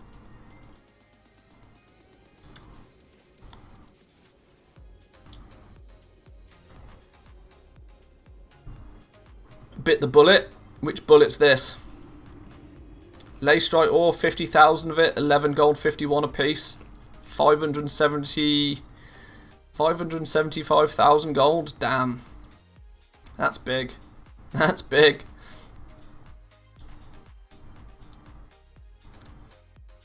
Even and even, viewers keep going up. The viewer numbers are doing well recently. Anyone would think there's a big patch coming out or something. Glad you guys are enjoying. And welcome back, anybody that's not been here for a while.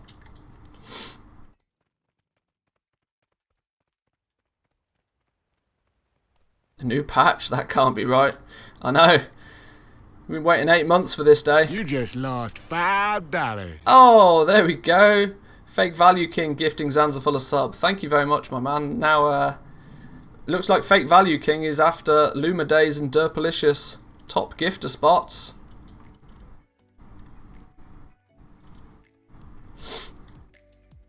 That's on a full pop realm as well, by the way. Yeah, I can't foresee the demand for these. See, you know what's really funny is, for any OG that was watching the stream regularly at 9.0 release, you guys will remember I spoke a lot about jewel crafting and how I thought jewel crafting was going to end up being the top dog for legendaries, simply because the ring can be used by everybody. Now, in 9.0, it didn't really turn out that way, because everybody went for the maximum amount of stats. But, now it looks like it could be coming true. Now it very much does look like jewel crafting could end up being the king.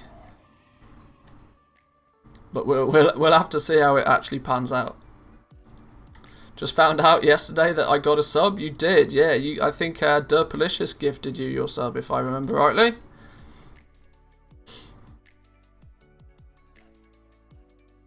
Zanzaful redeemed play an ad. Hey, thanks Zan. Sponsored ad. Go, go, go. Nope, because it's still on cooldown for 2 minutes.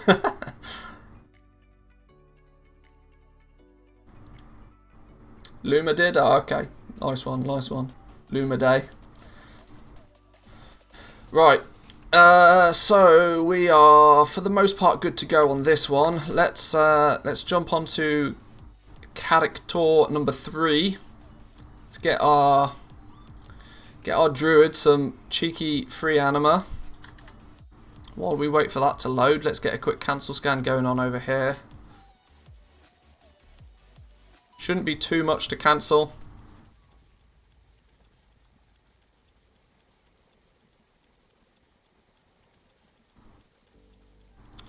And Derp did not sponsor me with a sub? Bruh, bad. Hey, I can't say nothing bad about Derpalicious right now. He's #1 gifter at the moment. Big shout out to that man.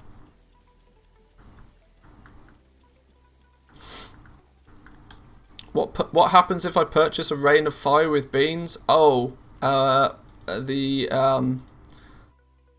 you shouldn't actually be able to. I forgot to turn them off. That's for our Boomers minigame. The early birds to the stream get a little game of Boomers, which is, I can show you ever so quickly, it's this thing. It's a little mini game we play at the beginning of the stream. The winner gets themselves VIP for the day. We do this at the beginning of every stream, so if you're part of the notification squad, you can play this little game of Boomers, and that's where the Rain of Fire and the bomb and stuff. You work your way down, and you eventually grab yourself the coin.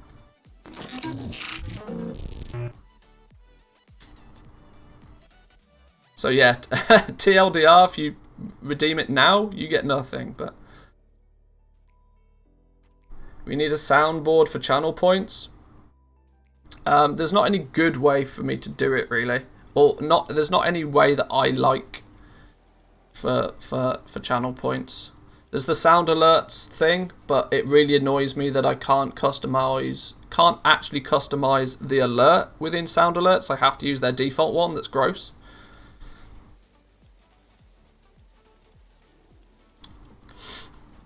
I recall you saying jewel crafting being king, and I've been earning a lot from disenchanting blue rings too. Now I have to worry about the shards and the dust prices if ore becomes expensive and cloth Legos need so many materials too. I don't know which path I can produce each enchant mats. Shards are sacred shards are likely to see a rise, because the predominant way to get sacred shards previously was Shadowlace Cuffs, disenchanting Shadowlace Cuffs. But as we know, the price of Leystrite ore Lightless Silk going up is going to make that shuffle less profitable. Or in turn, it's just going to make the shards more expensive. Blizzard got themselves a gold sink, the 5% auction house. Mantheus got his channel point sink. Yeah, Boomers is definitely a little bit of a channel point sink, I'm not going to lie. What's your experience in prospecting Elysium? If it's less than 10 times the value of Leystrite, it does return more essences overall. But of course, when you're prospecting Leystrite, you're getting 10 times as less gems from it. Now, although most people don't really consider the gems from prospecting worth anything at all, there is still technically value to them. But consider the 10 times multiplier a factor. So if Leystrite is 10 gold a piece, you can pay up to 100 gold for Elysium, and you'll get a similar amount of essences. But that's just a rough ballpark sort of thing. If your primary focus is the essences, there's a 10x multiplier on Leystrite to Elysium.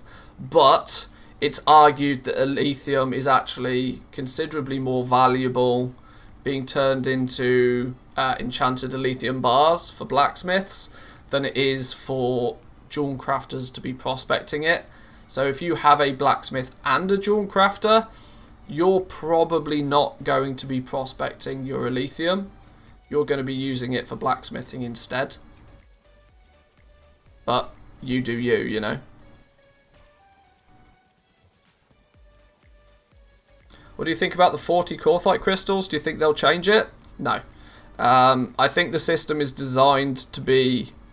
It is designed so that Corthite crystals become the bottleneck. My thoughts on it in a 30 seconds TLDR version is that Blizzard were not happy that cloth wearers get their legendaries for free, while leather and mail wearers have to spend outrageous amounts on their legendaries.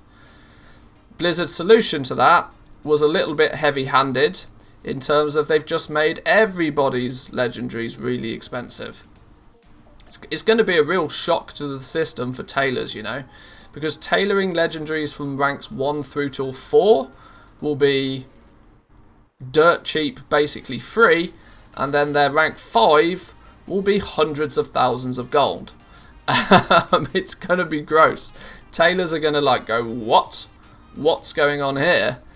Now, obviously, if you're a leather wearer, you've been used to ridiculous prices for 9.0 for your legendaries anyway.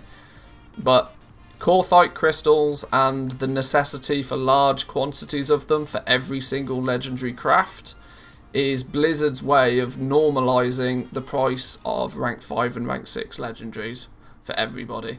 Unfortunately, though, that normalisation means that everybody gets expensive legendaries to begin with, and by the end of the patch it will, you know, be back to normal, that tailors get theirs for free and leather workers are more expensive. But instead of bringing the price of legendaries down, they brought the price up for everybody, is the way it feels.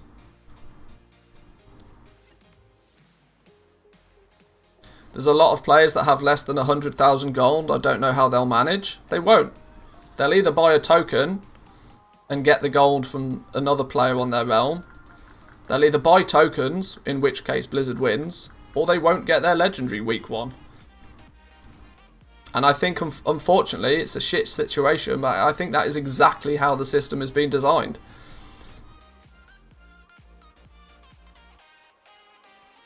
For those players, this patch is the best opportunity ever. Well, it's true to say that if you have a few ults that you can run through Corthia, if you can grab yourselves up a few Corthite crystals, that 100k can be quadrupled in a week with very little effort. But I do think it's deliberately designed that way.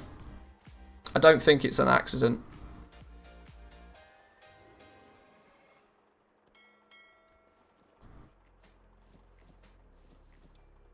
It's a relatively heavy-handed way to fix a problem that shouldn't have been a problem in the first place. I mean, they should have balanced the legendaries to begin with, but actually balancing the material requirements for the legendaries is a monumental job, because you either have to like exponentially increase the amount of materials that some professions need, or you have to start changing drop rates, or you have to start changing acquisition of materials. It's a nightmare, right? This is a band-aid fix to the legendary system as far as Blizzard are concerned. Let's implement one material that's really rare and will act as the bottleneck material for every single player in the game.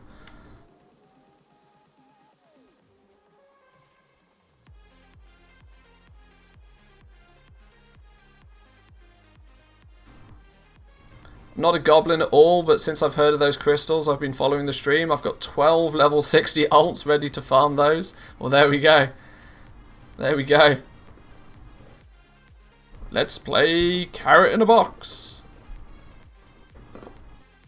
Genuinely one of the funniest one of the funniest game show clips ever. Some people know what I'm talking about. My server's now out of Lightless Silk. Yeah, Lightless Silk has gone from reasonably priced to ridiculously priced. 22 gold a piece on this realm. Up until recently, Lightless Silk is basically doubled in price here. It's doubled in price and yet is still considerably less than the realm average. The region average, sorry. The region average is now gone up to 39 gold for lightless silk, up from 35 a week ago. So the average price of lightless silk is still going up. It's going to be a mad one. Selling some stuff slowly but surely. Few bits and pieces here and there. Right, I'm going to take a quick break for 2 minutes, boys and girls, before we continue on with our druid. Occupy yourselves for a few minutes. Maybe consider, you know, tickling that sub button. See if you've got a Twitch Prime lying about. You never know. I'd be happy to take it off your hands. And if you're enjoying the content and you wish to support the stream, you could always consider subbing. Get yourself some cool little emotes. Cool little coffee cup next to your name. You know, that good stuff. I'll be back in 2 minutes anyway.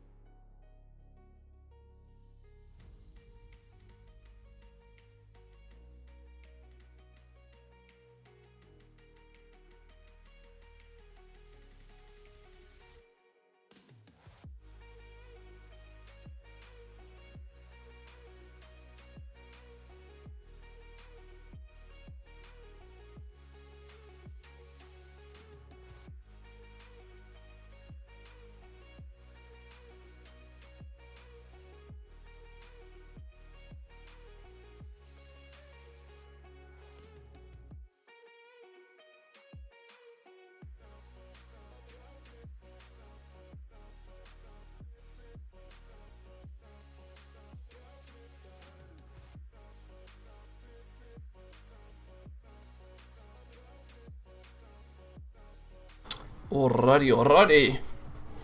How we doing? Non-prime subs are as usual not promoted. Bad streamer. It's called barrier to entry, Vallegro.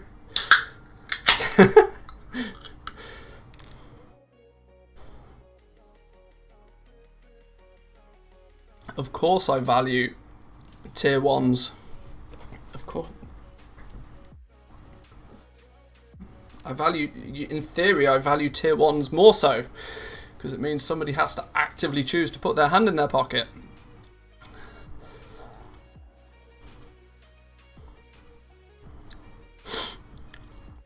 Sales already seem to be picking up again. Finally back over 1 million liquid. Yeah, one thing I do need to focus on a little bit. Not so much on my home realm, but on Sylvanas.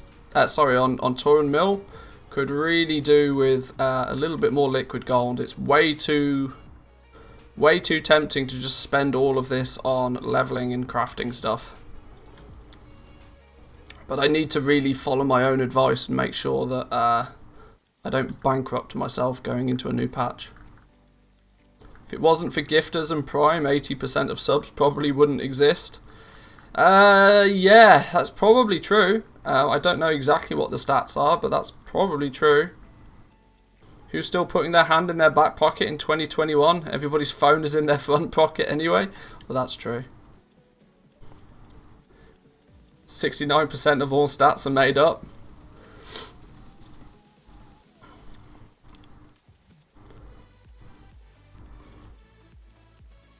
I think most stats are made up, you know. Most stats are a guesstimation. And of course you had... just lost $5. Hey, there we go. Vallegro with a resub. Thank you, my man. Appreciate it. What does this button do? There it is. 2-month streak for Vallegro. Thank you, thank you.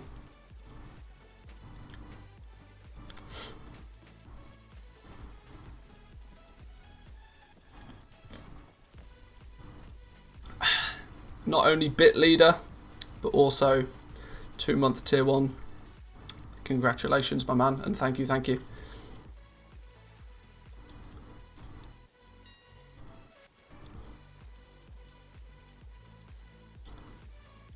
It's interesting to see some of the values on these legendaries. It makes me feel that there's still people, even to this day, using like 30,000 gold dead. Something 999. These are all numbers that tells me people are still like manually pricing their legendaries. 8 months, genuinely 8 months into the expansion, it feels like people are still manually pricing them.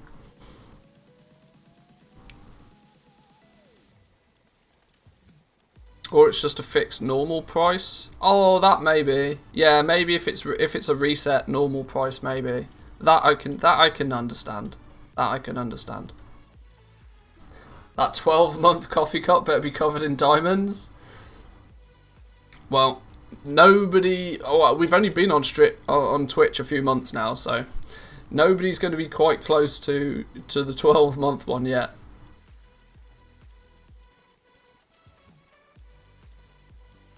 Or they're using the round function in TSM. True. But I'm gonna go in the other direction. I'm gonna dig my heels in and claim that people are probably not even. I would imagine people are using, you know, hard-coded prices still. You just lost $5. Oh, there we go. Joby with the 3-month tier 1. Thank you, thank you. Highly appreciate it. There we go. That means we must have been on Twitch at least 3 months then. If we're getting 3-month subs. And Mad Hatter, by the way, I will keep myself hydrated. You just lost $5. There we go. Oh no, now we've also activated a hype train. Ah, you guys are pulling out all the stops. Grunde subbed with Prime. There we go. A wild primer appears. A wild primer. Choo choo. Finally figured out how to sub. Would have subbed a while ago. There we go. You're 94% of the way until level 2. I guess that means what, like one more sub or something will probably kick us into the next one. Hype conductors. Grundegg is currently the hype conductor. You get yourself the train badge. Woo's had the train conductor badge for a long time. I think Woora's the current hype train conductor. You just lost $5. Hey, there we go. Collie with the prime as well. Ah, you guys pulling out all the stops. All the stops. $1 million. Oh, Zanzaful with the bits as well. Thank you, dude. Thank you. I want in. Get yourself some of those hype train emotes. $1 million. A little boss with 100 bits as well. Thank you. You guys are pushing this train much further than I expected. To be fair, I didn't expect any of this. 3-month streak on the Prime Gaming as well. Nice. What do we get for a level 2 hype train? It appears to be there's some cat or dog, more cats and dogs. More cats and dogs apparently.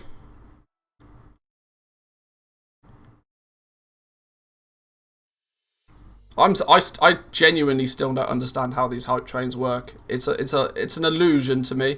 Genuinely an illusion. How do I check the hype train? In the chat box, it's at the top. There's next to the percentage. You can click the little down arrow. Completing level 2 requires combined support events totaling 4 tier 1 subs or 1800 bits. Level 2 emotes, it shows you what they are, and it also tells you who the hype conductors are. That's cool. Oh, there we go. Fake Value King is got some dog emotes on the go.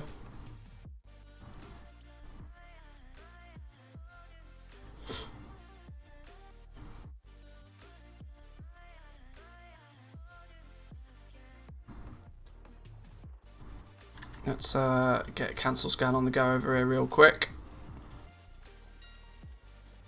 Oh, it's just Bone Shatter Waistguard. Hang on. Bone Shatter Waistguard at rank 4. Can categorically guarantee I've not sold many of those in my days. That's somebody that's absolutely paying attention to what's going on. This is somebody changing their legendary. That must be I want to say that's probably a shaman that's bought that, you know? I can't see why a hunter would buy one. Because hunters want the rings now. Interesting. If you gift subs, sub, or cheer with bits, it adds percentage to it. And then I think it's anybody that's part of the train then gets the emotes based on what level it is, I think. You don't want waste on a shaman. You want rings, gloves, or cape. Look him up. Who bought this then? Who's buying this? Who's this then? Bone Shatter Waistguard. Fluffage. with a character name called Fluffage. Fluffage on Arkandoon is buying a Bone Shatter Waistguard. That's a panda. You think? Can we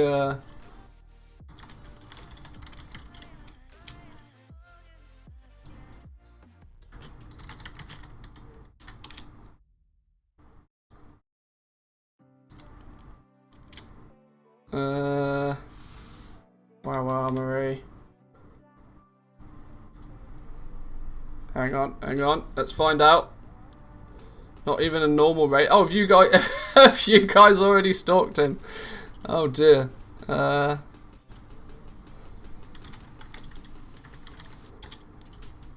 You just Fluffage. lost $5. Oh, go on Disease with the 5 gifted subs. My man, my man. Well, that's a really good way to make sure that the hype train is continuing. My man. You just lost $5. Congratulations, Kojak92, Mikhail37, Wow Phil, Managers, and Darlin88 with your gifted subs. Make sure you give just a lost $5. give a thank you to Disease James. Fluffage, level 60 Shaman on Arkindoon is our man who's buying a 235. You just lost $5. Crazy. He's basically not even done normal, only done 8 out of 10 LFR, yet for some reason wanted his rank 4 Bone Shatter Waist Guard. You just lost $5. Outrageous. But thank you once again for the gifted subs, boys and girls. You guys are keeping this hype train alive. What did we get? Oh! Which one do I want? Oh, I want Hype Cozy. Level 3 emote, Hype Cozy. That would be cool. That would be cool. Jesus, that dude's got some weird priorities. Look, this is a point. Right, I'm gonna utilize this as a learning tool, right? This dude here, when people tell me that like only the 1% do what 1% people do, it's just not the case, right? This fella here, guy called Fluffage, has just bought a Bone Shatter Waistguard at item level 235 off me. A rank 4 Bone Shatter Waistguard. This is a dude that, like, he's got his renown, he's got a legendary at 235 currently, so he's either trying to craft a second one, or he's trying to re-roll this one. I don't know if this can be re-rolled onto the waist, but maybe it can. He's already got a 216 waist in this spot, so it's not even like he's using it as a good catch-up. It's genuinely, you know, a dude that just casually plays the game. He's done his mythic dungeons, got his mythic 10s out of the way, playing his bits, raiding those not really his thing. 2 out of 10 normal, probably pugged an early days normal. Not even bothered finishing LFR. Yeah, still willing to spend 35,000 gold on a Bone Shatter Waistguard. It just goes to prove a point, right? That stuff will sell. Craft it, get it on the auction house. People will buy it. People will buy it.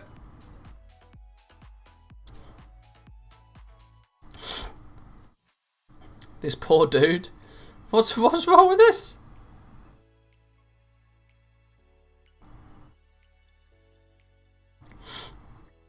But yeah, this is why we craft and sell everything. Given the opportunity, craft and sell everything.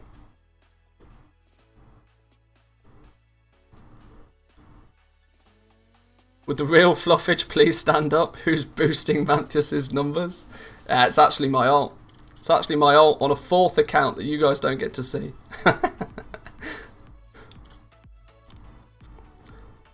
I've had a regular from trade chat on Sylvanas that I crafted 3 ranks of the same legendary for him and he wasn't even raiding.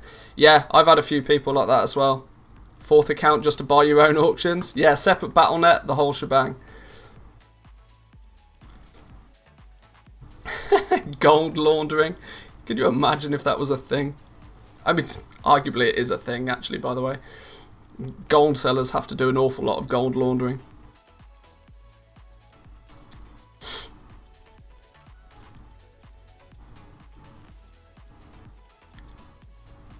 Oh, Kojak's pointing the gun at Vallegro. Oh dear, oh dear.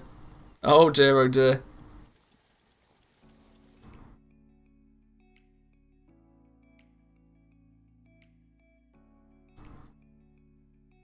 One guy wanted me to make him the whole 235 set. What? No, that's not a thing. Surely that's not a thing. That must be somebody not knowing what's going on, right? Surely. Oh, Hype Train success. We received a level 2 Hype Train emote. Cool, which one did I get? What did I get? What did I get? What did I get? Where's my doggy? There we go. I got myself some doggy. Nice. Choo choo. Congrats everybody, and thank you very much. I highly appreciate the support. Thank you, thank you.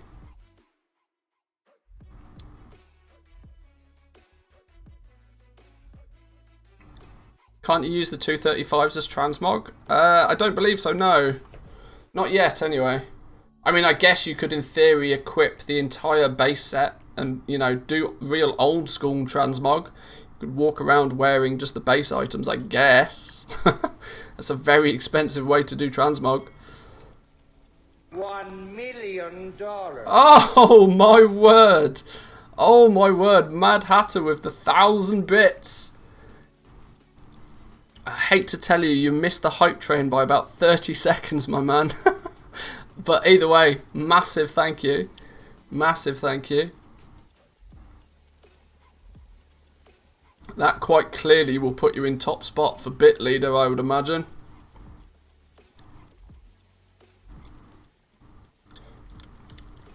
Big boy bit donation. Thank you, thank you.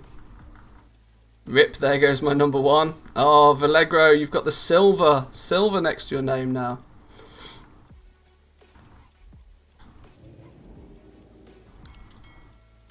Oh well, I had it for a while. It was fun while it lasted, right? Fun while it lasted.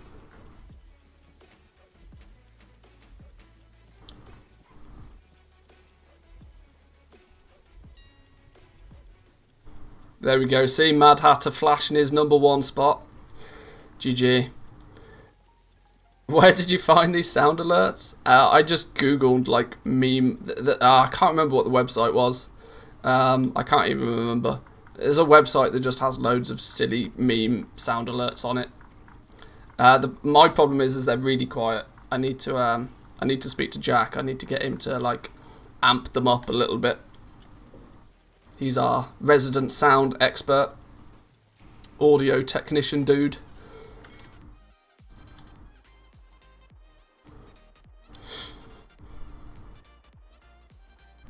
I'm a noob, selected 1 item from the vault, learning that you could only select 1 item. Oh no. Yeah, 1 a week. 1 a week.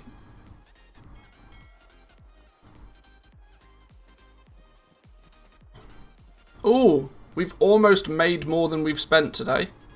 Another 40,000 gold and we'll have made more than we've spent.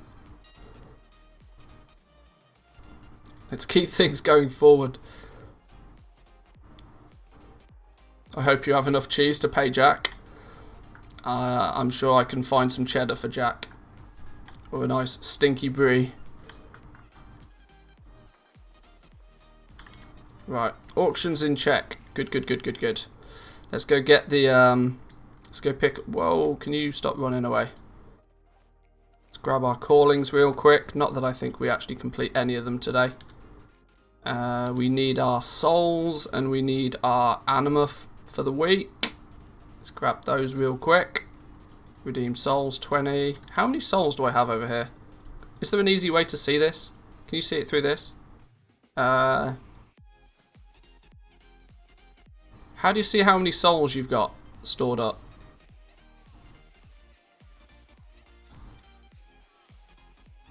I have to go speak to the dude downstairs, I guess. Surely it should be in the interface somewhere, right? How many souls you've got saved up? Quest log? Oh, is it showing currency? No? Was it like a miscellaneous currency or something? No?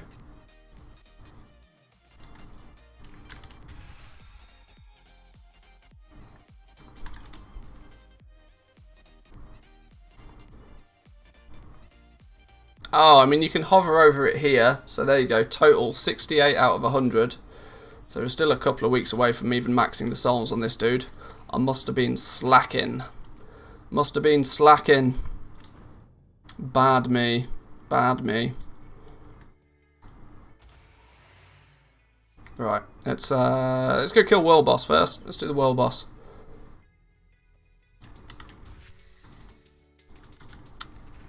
Flight master is of course on the other side. Of course. Your Manthy slack. Yes, a little bit. A little bit.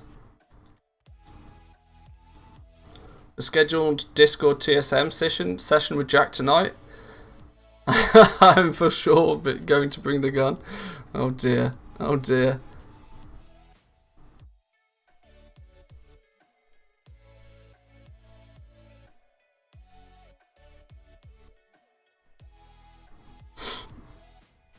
Both me and Zanzaful have redeemed AD.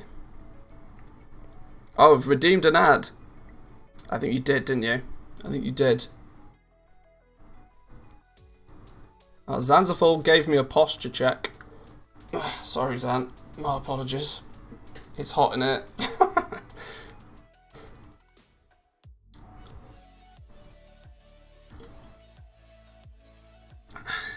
Sponsored ad is courteous of Allegro. Thank you. It's being sent to the masses.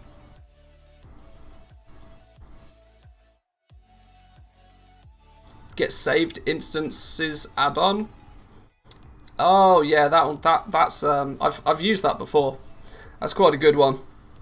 I should remember that one. Roscoe with a hydrate. Thank you. Oi oi lad, how we doing? Smoke weed, good to see you.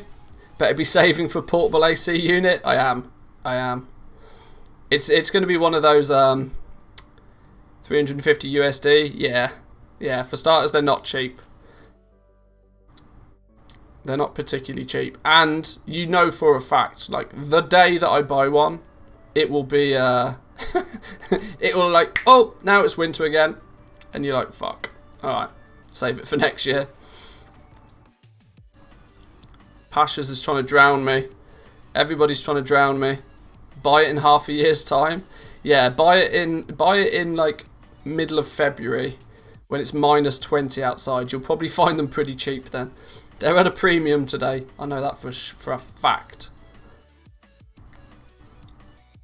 I have enough for the delete random pet channel point redeem, but it's not there. That one's not been there for a little while. Yes, everybody's trying to drown me now. If I'm going to do this hydrating business, I need to be drinking water, not Coke. Otherwise I will actually die.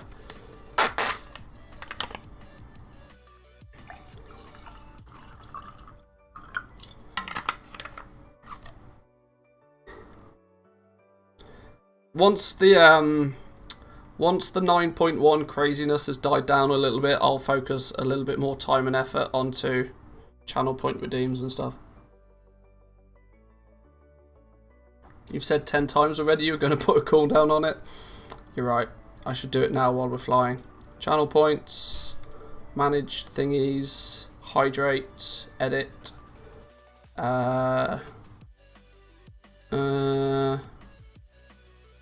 Cooldown.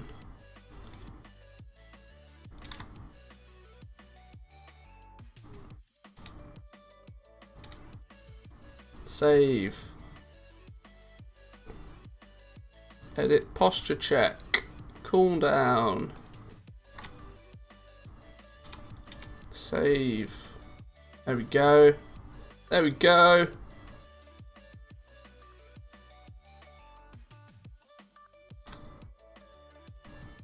There we go. Cooldown's in place. You only need 2k coffee beans and Manthias performs Dirty Dancing? If only that was true. If only that was true.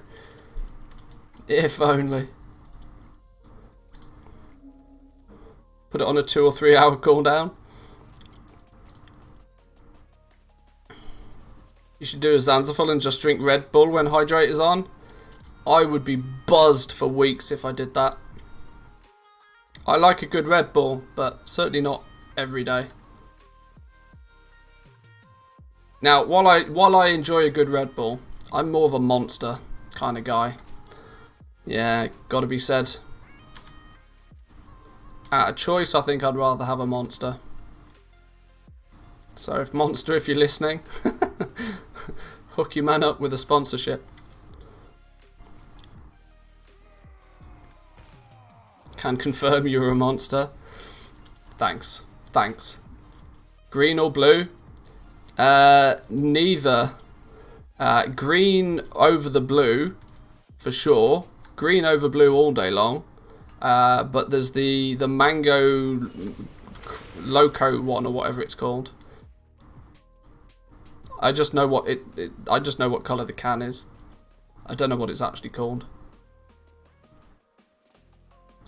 Mango Loco is so good. Yeah, there we go. That's easily the best one. Oh, don't kill him. Don't kill him.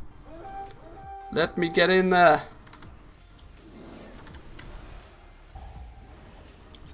Let me press the I win button. I win.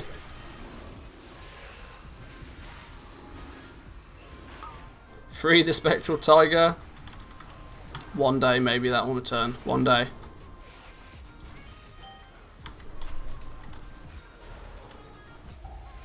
Did you ever drink those boost drinks back in the UK similar to Red Bull? What, you mean like Tesco's value energy drink? And what was because you had Blue Bolt, which I think was from Tesco's. You had Kick. No, where was Kick from? Was Kick from Tesco's? Was Blue Bolt like posh Sainsbury's one or something? I can't remember what they were called.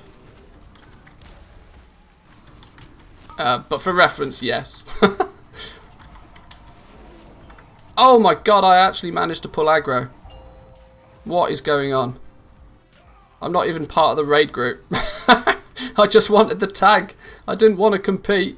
I just wanted the tag. Stand back here and heal myself.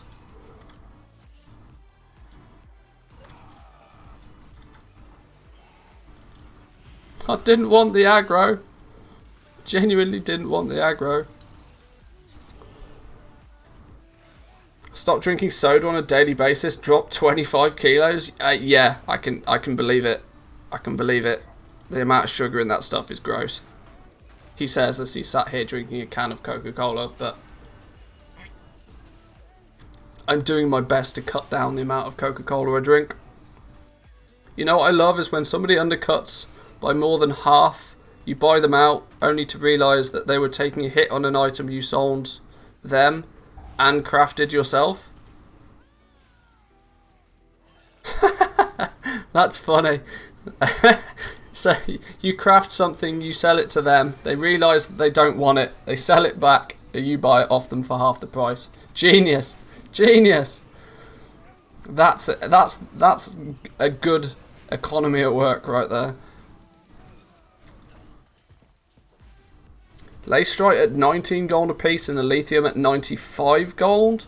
Should I just bite the bullet and buy all the Elithium that I can? Well, it depends, right? Elithium at 95 is borderline expensive. It's just the fact that Lacestrite is borderline doubly expensive. So if Lacestrite drops back to 10 gold a piece and you've bought all your Elithium, it's probably not good news.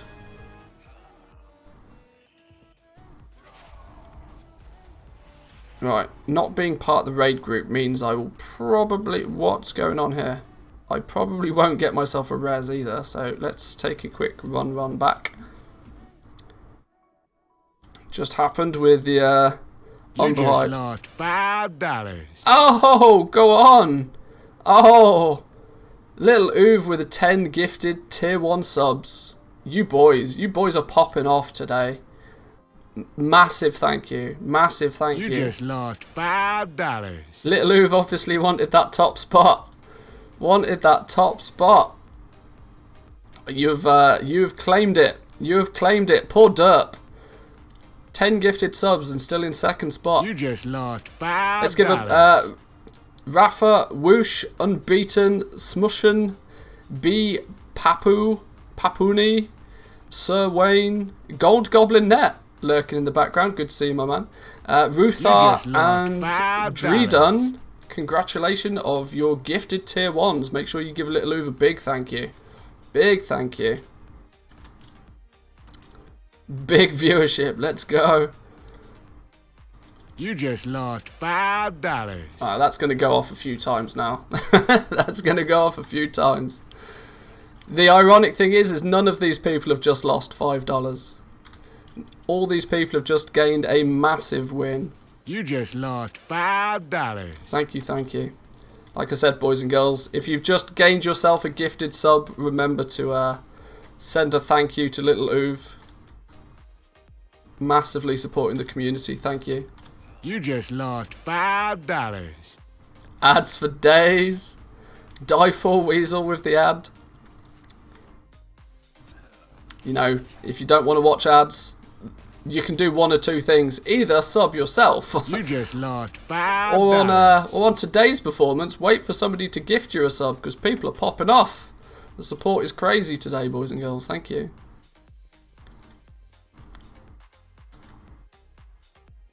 By the way, what did you think of the Auction House podcast with Sapyu? I think Jack and Zan were really soft on him. Really soft on him. No, I think it went pretty well.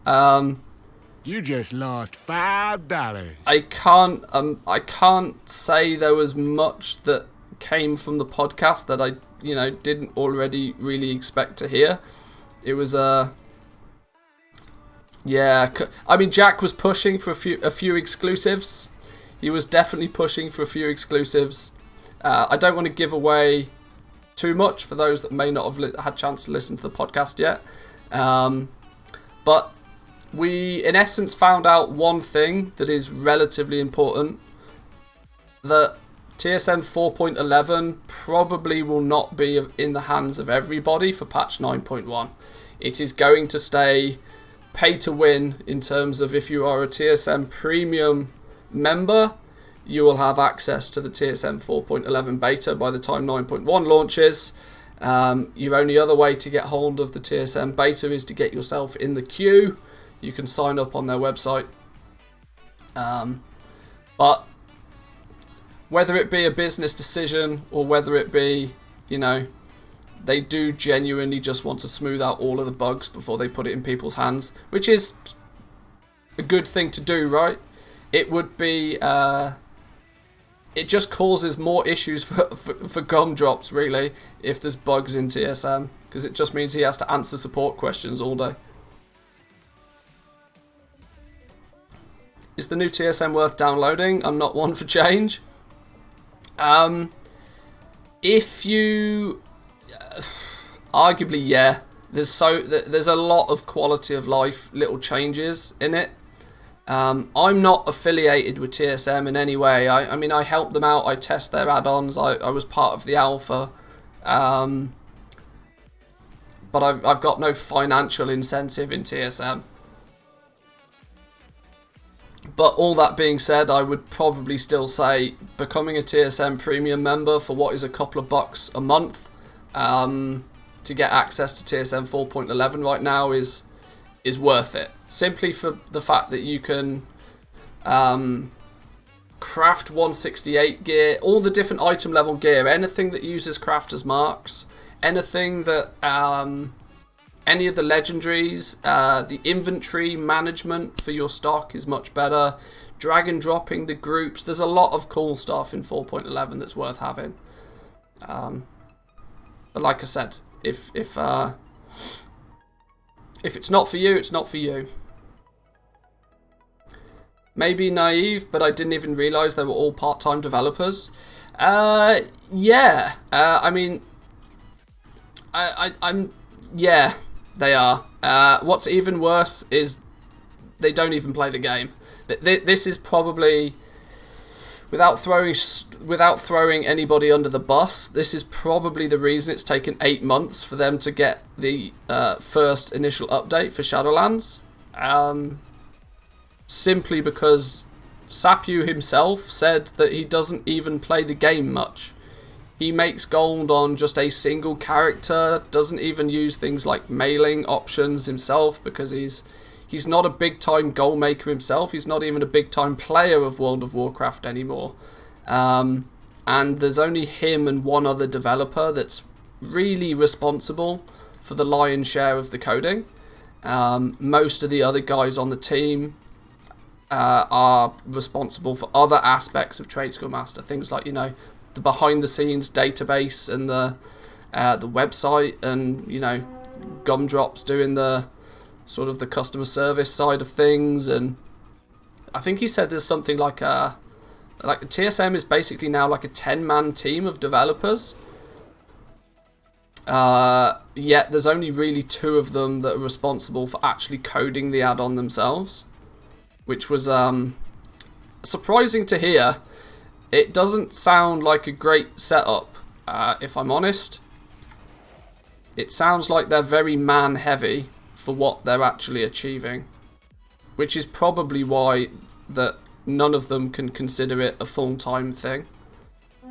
I would imagine the revenue generated by TSM is being split too many ways, which is why they can't devote more time and effort to it. But hey, it's not my business to run. It's not really even my place to say, if I'm honest. But I just, like the average consumer, just want the add-on to be, updated faster. That's my main criteria.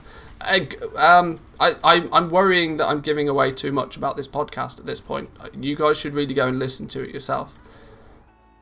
For reference, if somebody's got the link to the podcast, feel free to throw it up in the chat. Preferably the Anchor one, anchor.fm link, if somebody's got it. I don't know if Zanzaful's still kicking about. Just see it as a donation. TSM's so important for goal makers, they deserve at least a small donation. That's very true, yeah.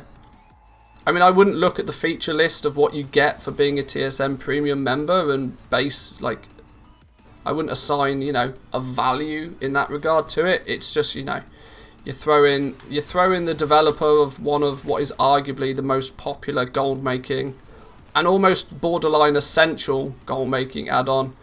You just, giving them a bit of headroom to do what they do.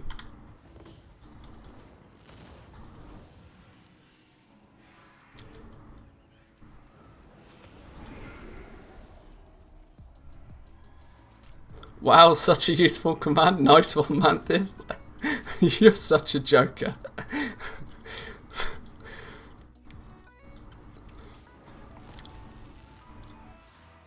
It's almost like you're the only one that can use these commands, right?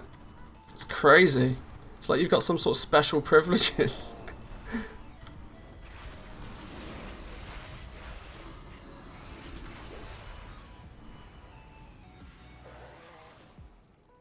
$13. We need a few more.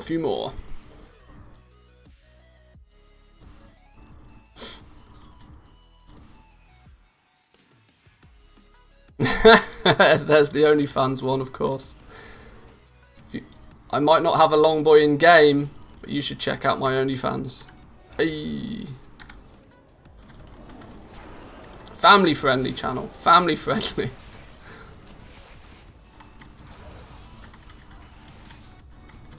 Still no long boy? Alright, calm down.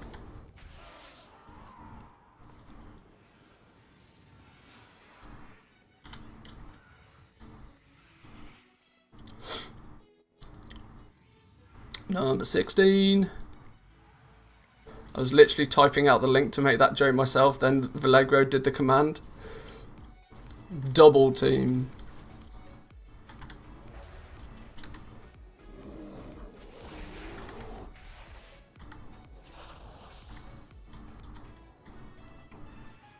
What I don't understand is maybe I've somehow managed to find myself on a shard with nobody here. But on a Wednesday, there's usually about 5,000 people in this spot. Insta-nuking these the second that they pop up. What time is it? Is it ad time? Alive with the sponsored ad. Thank you very much. Thank you.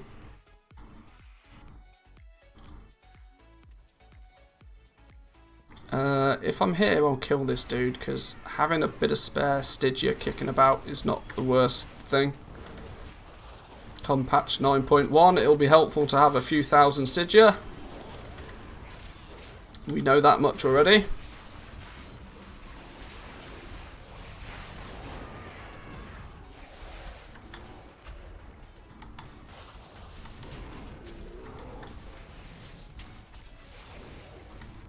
I need one more soul.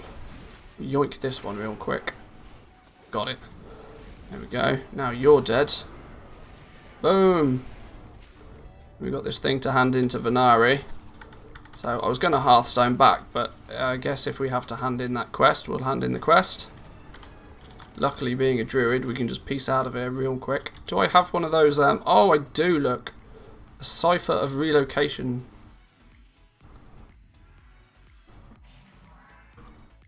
I've got 40,000 Stygia. Holy smoke.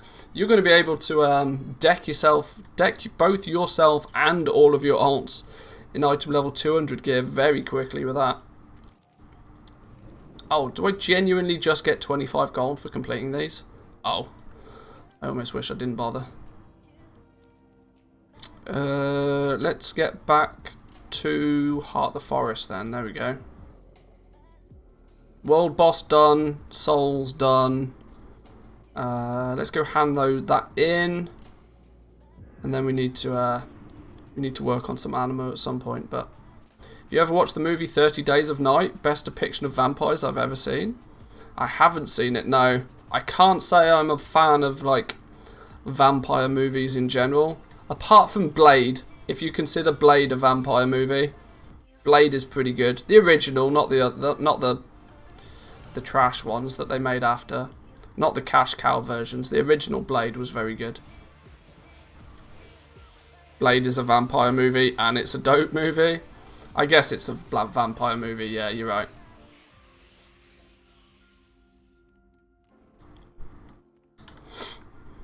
What was his name? Wesley Snipes? The main dude in that? I just remember that the scene that stands out for me was the where they're all in the nightclub and the blood just starts pouring out the ceiling, and you got that heavy like dance music on. That was cool. What Wesley Snipes? What a Chad! Straight Chad, ultimate Chad mode engaged. The opening scene with the nightclub, yeah, that was some pretty ridiculous cinematography right there.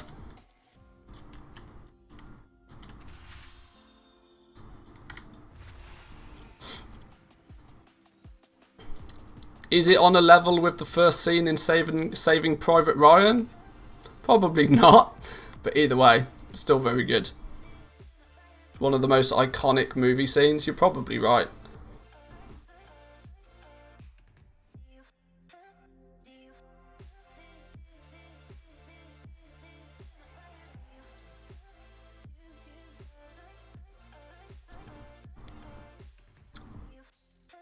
I don't actually need to be here. Why am I still here? We're meant to be on the next character. Let's get cancel scan on the go real quick. Let's not forget that it is Reset Wednesday. We should be making gold.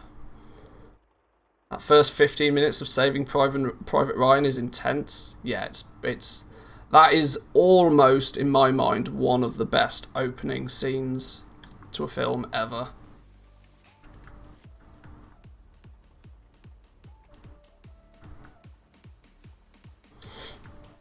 There's not many other scenes of a film that are really just like so ridiculous.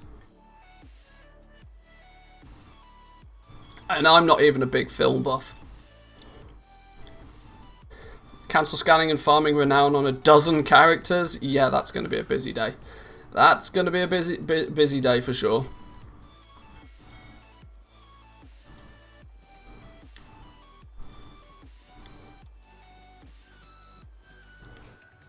Can't eat dinner to that. Well, that's true. Yeah, you don't want to be nomming on anything, given the first scene in Saving Private Ryan. That's true.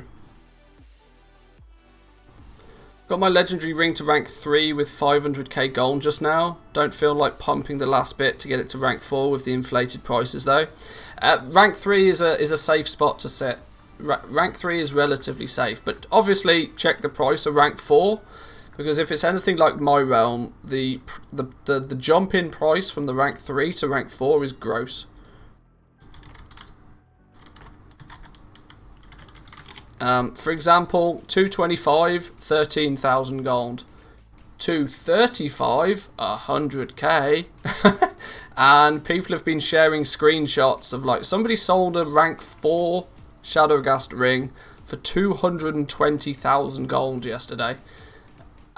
Some silly things are happening.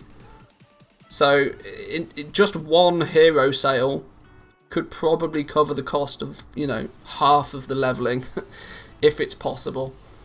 This is the sole reason why I'm tempted to do it myself. Now, Leystrite ore is still a little bit too juicy on this realm, although I did just buy a bunch of it, I think. A rank 4 cape, actually, by the looks of things. Selling some tailoring stuff. Rank 4 cape for 18k. 3x on the gold on that one. I'll take it.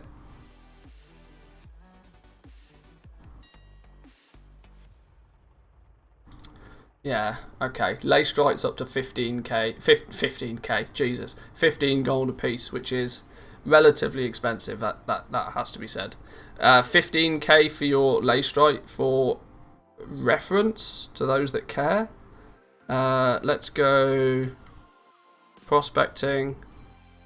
Let's go 15 gold. That's 500 gold for your essences. So if your essences are 500 gold a piece, ring and neck.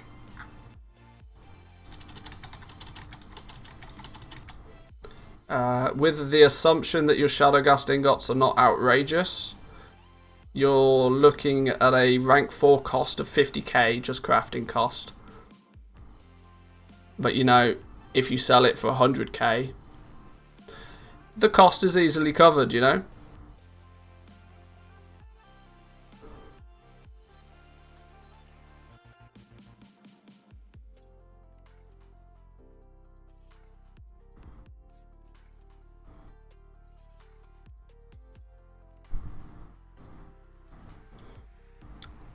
I've been selling Bone Shatter Greaves and Gauntlets at 150k plus for 2 days now. Holy smoke. That's good going. The way Blizzard killed leatherworking and blacksmithing for 9-1 is kind of taking the wind out my sails when it comes to legendary items at the moment. It's not killed, it's just shuffled everything about a bit. I'm not going to lie though, blacksmithing doesn't look great. You should check Sylvanas trade chat if you're online and have history active.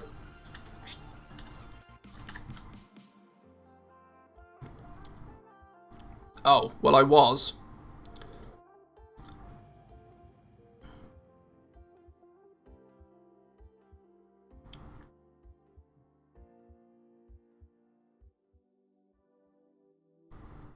Already used up my 9.1 material stock today. Only crafted 10k plus profit items at currently priced mats too. Jesus. Legendaries are going crazy. Legendaries have gone mad. Servers are on fire.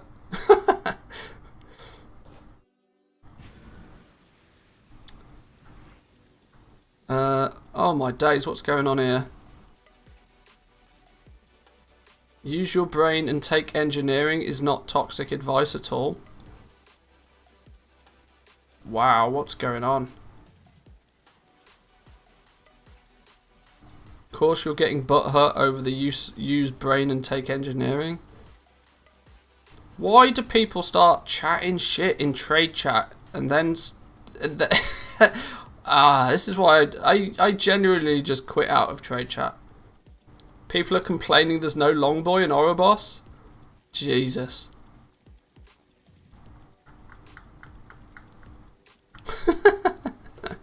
Oh, that's funny. That's funny. Quicksand, welcome. How we doing? Good to see ya. Hang on, not a post scan. We got nothing in our bags.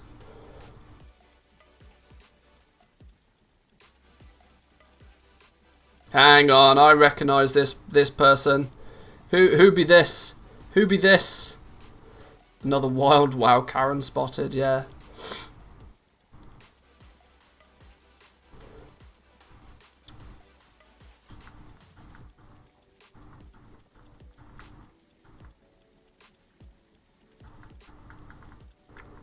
Legos are at or slightly above crafting. Rank 1 is basically free.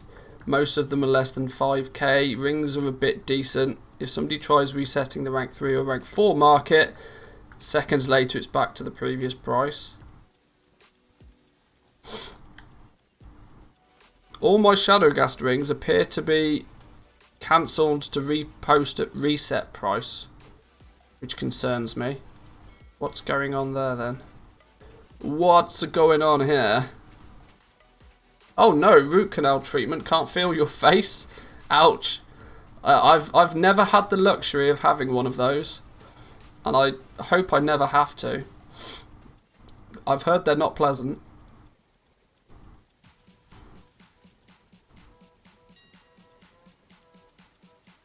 Can't recommend.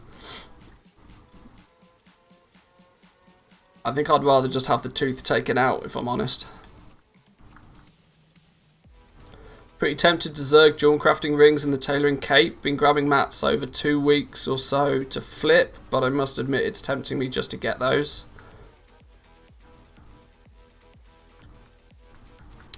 It's one of those, right? I never really know what to suggest, because whilst it's very apparent that more and more people are going to want the Jawn crafting rings and necks, it's also very apparent that there's going to be a lot more Jawn crafters all of a sudden.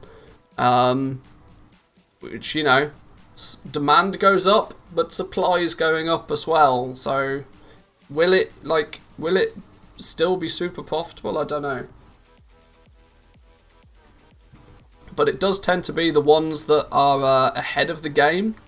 Those who are ahead of the game tend to be able to make a sizable amount of profit, at least for a short period of time. I'd rather brush my teeth 3 times a day. Yeah, that also would probably be sensible. I'll have the cancel scan meta to contend with, and I'm not sure if I can be bothered. Yeah, the crafting and the leveling of legendaries is genuinely not even half the effort, right? People kind of forget that once you've crafted something, it doesn't mean diddly squat until you've sold it. A kind of thought process that I like to distill in people when it comes to transmog. Just looting that rare piece of transmog doesn't mean anything until you've sold it. When you sell it for 100k, then come and tell me about it. But don't tell me about it just because you've looted it, you know? It's the same with it's same with legendaries. I've got 4 million gold worth of legendaries sat on the auction house on Sylvanas right now. That doesn't mean squat until I sell them. If anything, it means I've probably spent 3 million gold on these. I'm probably in the negative for 3 million gold by having this on the auction house. That's not a big, you know. I looted a grey item worth 5 million gold. Yeah, exactly. Go on then, you cash that into Blizzard balance, and then we'll talk.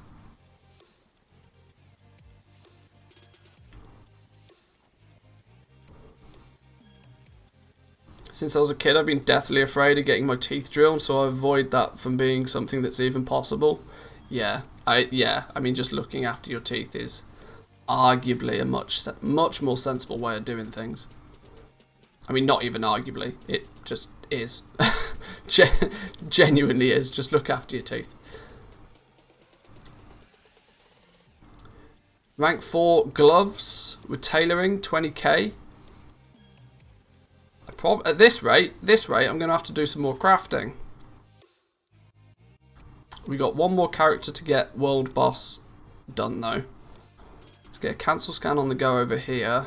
Let's try and keep a little bit optimal, if nothing else. I wanted to work on some TSM groups today, but I don't think I'm going to have time. This is a significant problem for me right now. Having time to do everything.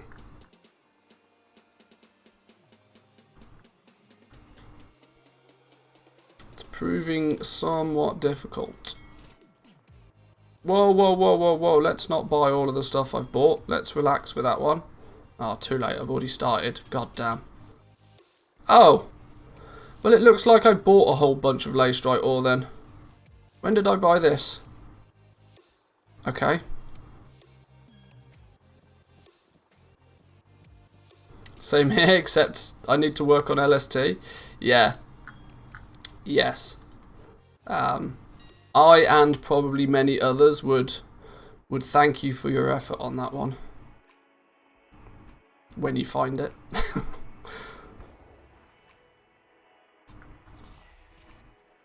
Well, if we got a bunch of Leystrite, then we should probably get prospecting it.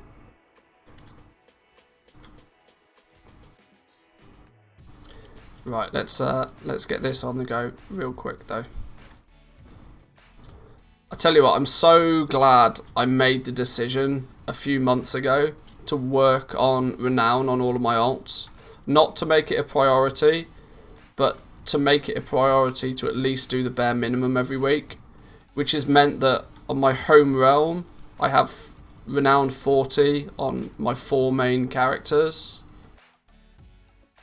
And I'm not in a shitty situation. Oh, I've got 91 souls.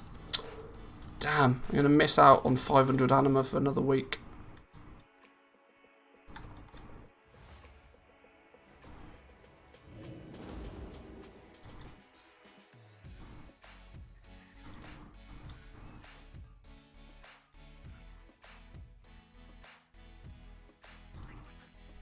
Right, that dude's flying.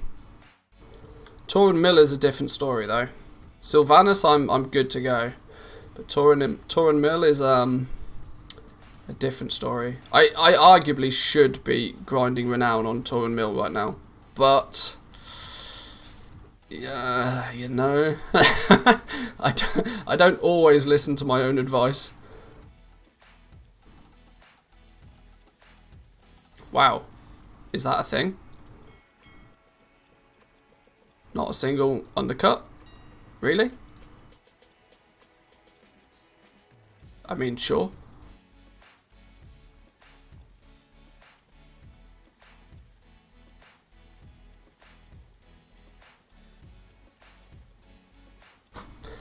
Fine, I'll take it. That doesn't happen, but sure. I literally didn't start Renown on my crafters until you started on stream. This week I will barely just hit 40. Yeah, you always guide me at the critical point. Well, I'm glad you took action on it, because it's going to be a big bonus to get the new stuff quickly, for sure. Morning routine, brush teeth post auctions. Evening routine, post auctions, brush teeth. Yeah, that's it. Just build it into the routine. Build it into the routine, and then it's, you know, it's just done. Easy mode.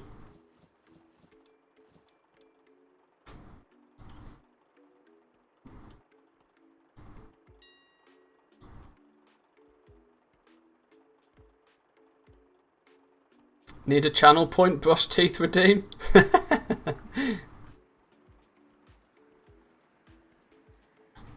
Could be a thing. You missed check mission table in there. Oh, that's true. That comes before post auctions for me nowadays.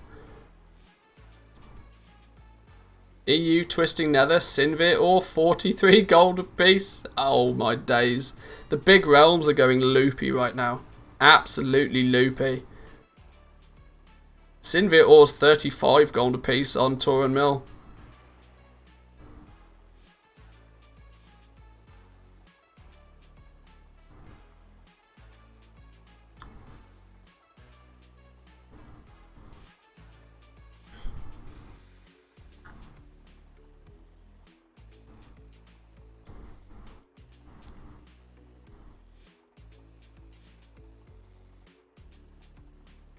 Why is Silvermoon so boring? 9,000 Sinvit ore for 20 gold apiece. 74 gold for Phaedrum on Draenor. It's all, to be fair though, these prices are very artificial. And the reason I say that they're artificial is because for the most part people are not buying these materials because they need them. People are buying these materials because they know that people will need them. It's goblins that are buying all of this out for the most part. Goblins are just hoovering everything up and artificially increasing the prices. And the people that are paying the price for this are those that weren't adequately prepared. If you leave everything until the week before a patch, or worse, until the patch arrives, then that's kind of your bad, you know? Expect to pay a premium because you didn't plan ahead. What do you think the most useful thing to do with gems is when prospecting ore for essences? Arguably you can shuffle, if you have an enchanter, making some of the rings to disenchant is often a very good way to get enchanting materials. Outside of that though, not really a lot. Anything that you can do it, like crafting all different levels of gear and all of that sort of stuff after you've sort of saturated that market. If you've still got gems left over, just sell them to a vendor. You get 2 gold 50 for every gem from the vendor. It's a sad state of affairs, but you do end up, especially if you're prospecting Leystrite. If you prospect Leystrite, you just end up with ridiculous amounts of gems that you have no idea what to do with them.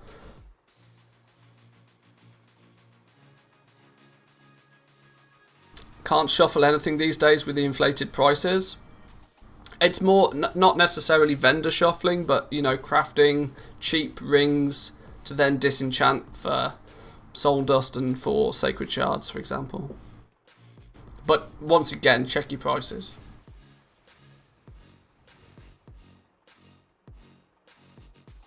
I have a guild bank just for those gems. You're not the only one. You're not the only one. I think there's a bunch of people that sit in that same position.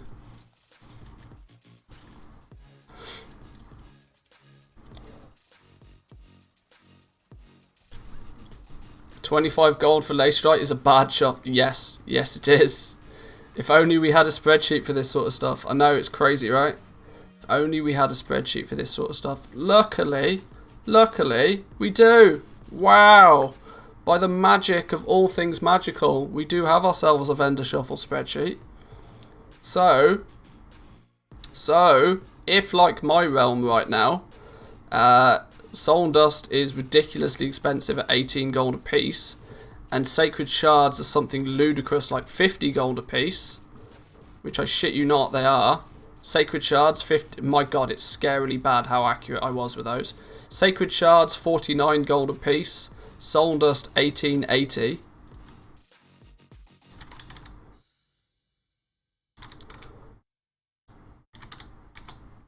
Right. If you're able to still get your shrouded cloth pretty cheap, what's the lightless silk going for? 23? Like tailoring. Hey look, there's still stuff that's profitable with tailoring. Disenchanting the cuffs is still profitable based on these prices, even with outrageous lightless silk prices. They're quite heavily profitable as well. You got a bunch of stuff down here for leatherworking maybe. You go all the way down to the bottom for jewel crafting. Now, jewel crafting is going to be a little bit more hit and miss, since the zone-specific ores are a bit crazy. But your basic stuff is still going to be profitable.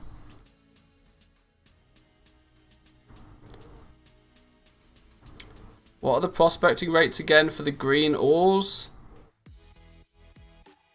The rates in the sheet seem a little bit off. 0.03 is the number that comes to mind. Oh, 0.06 for the zone specific ones. Yeah, that sounds right. And it's 0.03 on lay strike, I think. I can't remember exactly. But yeah, for reference, the prospecting numbers here. Yeah, here we go. Essences per ore. These are actually about 0.03. My data for these is seriously lacking. I've not prospected or I've not tracked my prospects for a long time. I probably should have, but hang on, what's going on here? Yoink.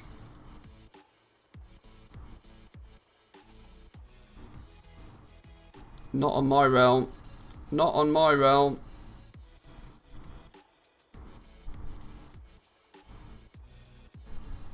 Apparently on my realm.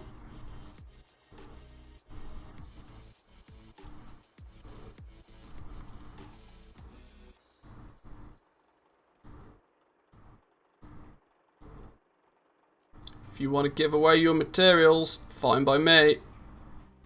Alright, back to business.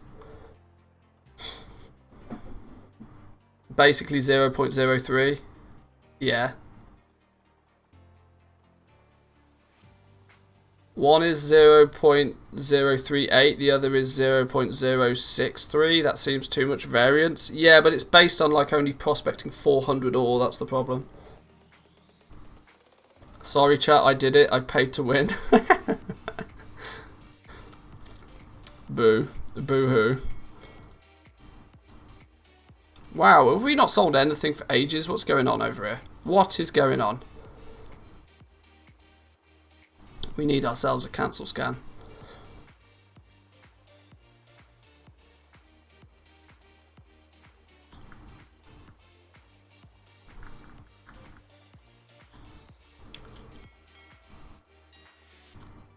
Maybe I'll just maybe for science I'll just prospect like 1,000 or 2,000 or 5,000 of each ore or something, just to up the quality of the data in that sheet. It's not going to help people that don't re-download the sheet, but you know.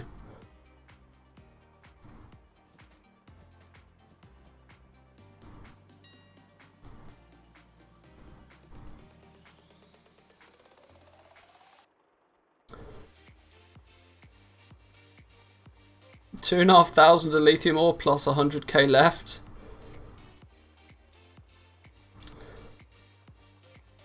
Bought a WoW token, sold it on the auction house.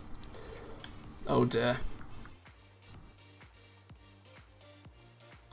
White is 0.03, green is 0.06, blue is 0.3.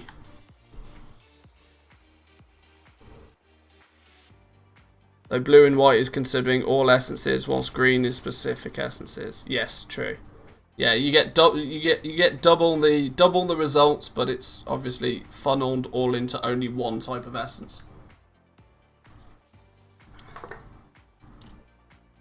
There are some people out there that have got considerably better data on prospecting than I have.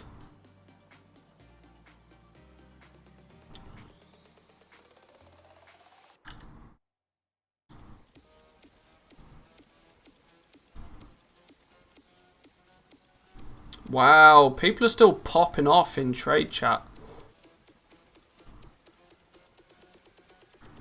People need to get out more. Genuinely only one cancel scan. My god, Sylvanas is dead.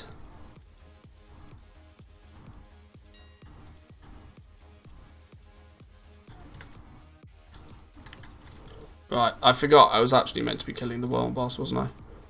She will be. Yes. Touche. Touche. I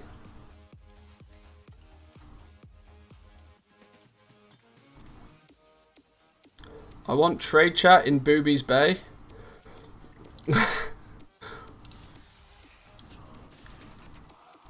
You really don't. Oh, no, no, no, no. What's going on here?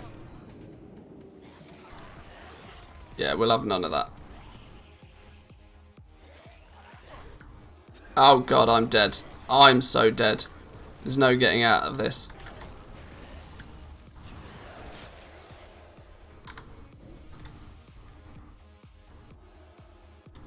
I absolutely should have saved my invisibility for a better use case scenario. Oh no. Oh no. What's the get out of jail free button here?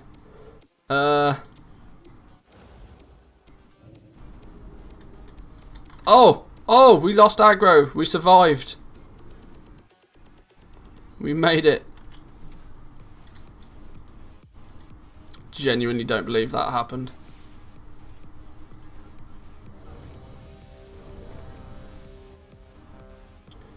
Kleb Mage, yeah, you know it. Whoa, want to buy some pixels, game?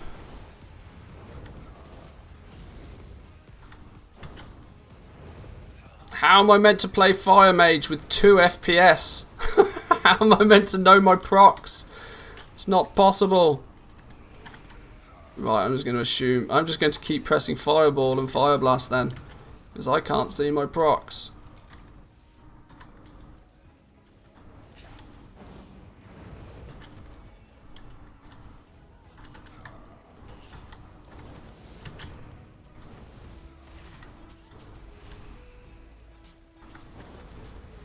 I'm sure there's people out there that can probably do Fire Mage in their sleep, but I can't. Ah, don't die to the purple stuff. Well, there we go. That was easy enough. We survived another day. Now to get to the more... Oh, we're a mage. This is wonderful. For real, just Google one-shot macro. What, for a mage? I bet there probably is a really good one-shot macro, actually.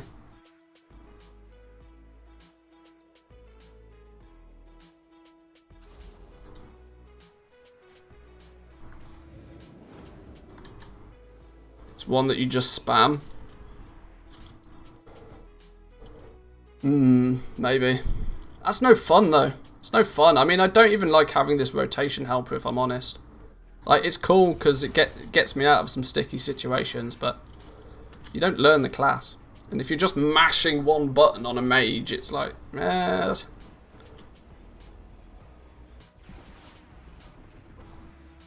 I'm bad at fire, like real bad. Arcane, on the other hand, pew pew pew.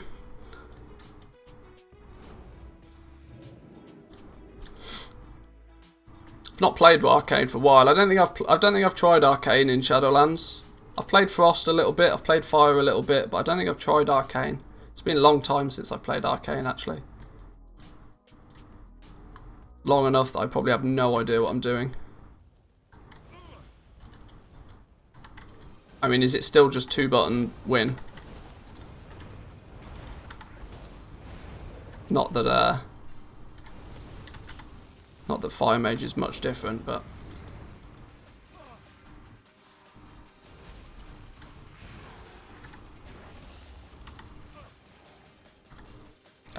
it would probably help if I could remember my keybinds as well. There we go. 1-button macro, berserking, use 14, cast sequence reset 30, combustion, fire blast, pyroblast, phoenix frames, pyroblast. Jesus, alright, sure.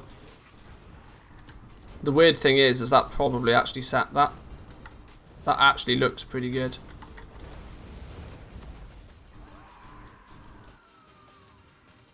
Yeah, because I guess when you have combustion, it guarantees you the crit. There's no,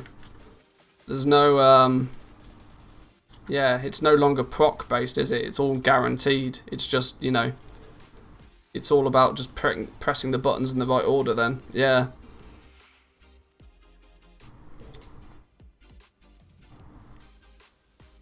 There you go, now you just play a mage, yeah.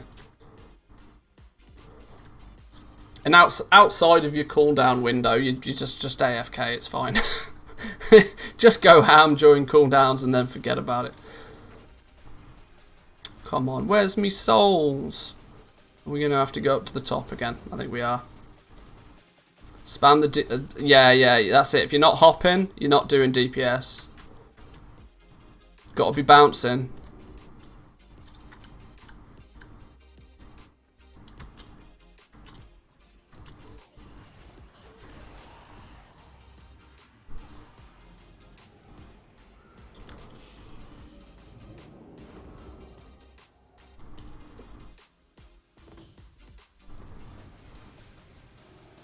Can I grab this before it despawns? Please, please, please. Yes, there we go. If you're a rogue, you have to sidestep. Yeah, you got to wiggle. Got to get your wiggle on. Very different from the Wiggly Boy. Just to clarify.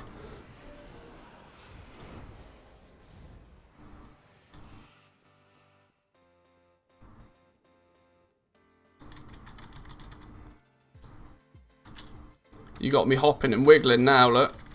Hopping and wiggling. Come on. There's not enough people. Can everybody just go to the moor, please? I would like me some hyper spawns on these souls. Thank you in advance.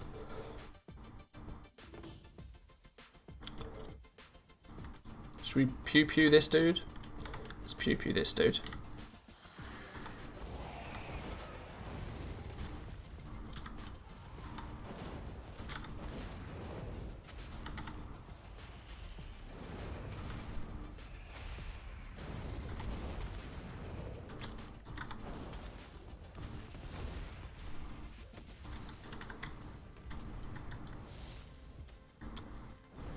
You got to feign death as a hunter for DPS? You do.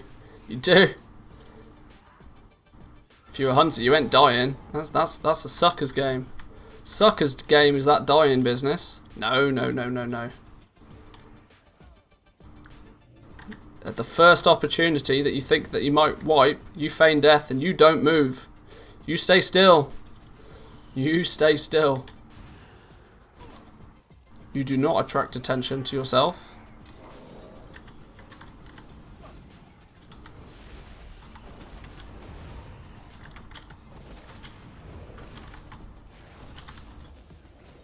Hello?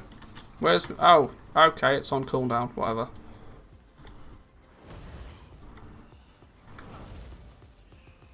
Fire Mage, you jump during combust to not hard cast Pyroblast accidentally. Yo, that's actually smart. Yeah, I've just realised that's not even a meme, is it? That is actually genuinely quite smart. That way you're not yeah, because then you just spam Pyroblast. And you don't accidentally hard cast it. It's good shit, that. One arrow on the boss, then feign death the rest of the fight. Hey, LFR hunters for the win, right? Yes, I love it. I love it. You are that someone. Lies. It's a boost. Come on, only 12 souls. I need 8 more. I could go get all of these ones around here, but... Or I could just wait for these to respawn.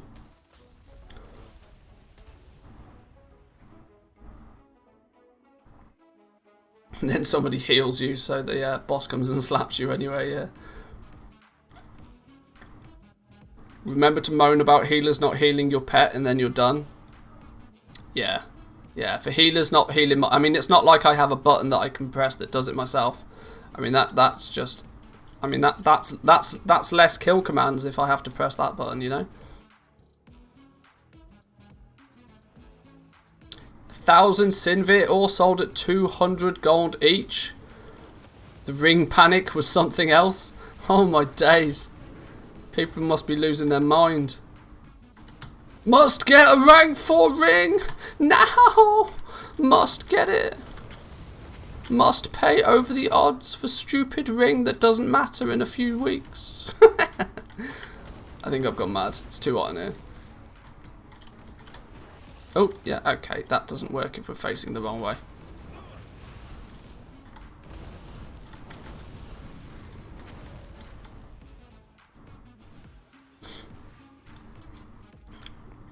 Turned around and bought 1,000 lithium with 60,000 gold of that profit. Swings and roundabouts, I suppose.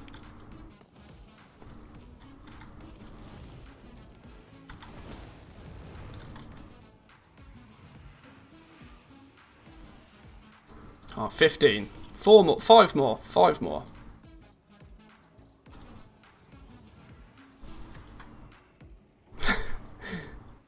Fuck's sake, heal the pet. Heal my pet. Do your job, hunters. Or healers.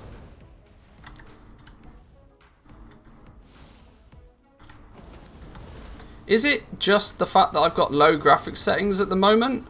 Or did they seriously change the way that Pyroblast looks? Is it the fact I've just got scumbag settings right now? Since when did my Pyroblast look like a little fireball? I wanted the big stinking Hoonin great big.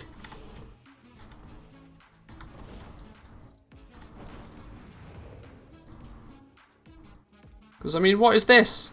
What's this little ball? That's not a Pyroblast. It's like tickling somebody with a match. Scumbag settings in retail are even worse than classic. Mage fireballs are just basketballs. Really? Oh dear. By the way, can confirm TSM's Lego crafting cost is still the same for me. As in 410. So it looks like I'm sticking to this. Oh.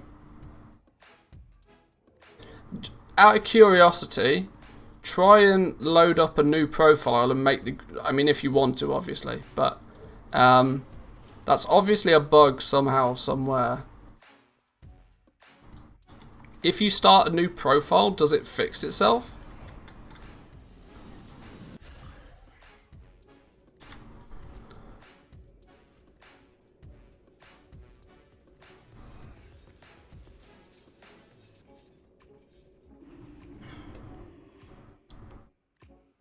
It's not even syncing between accounts?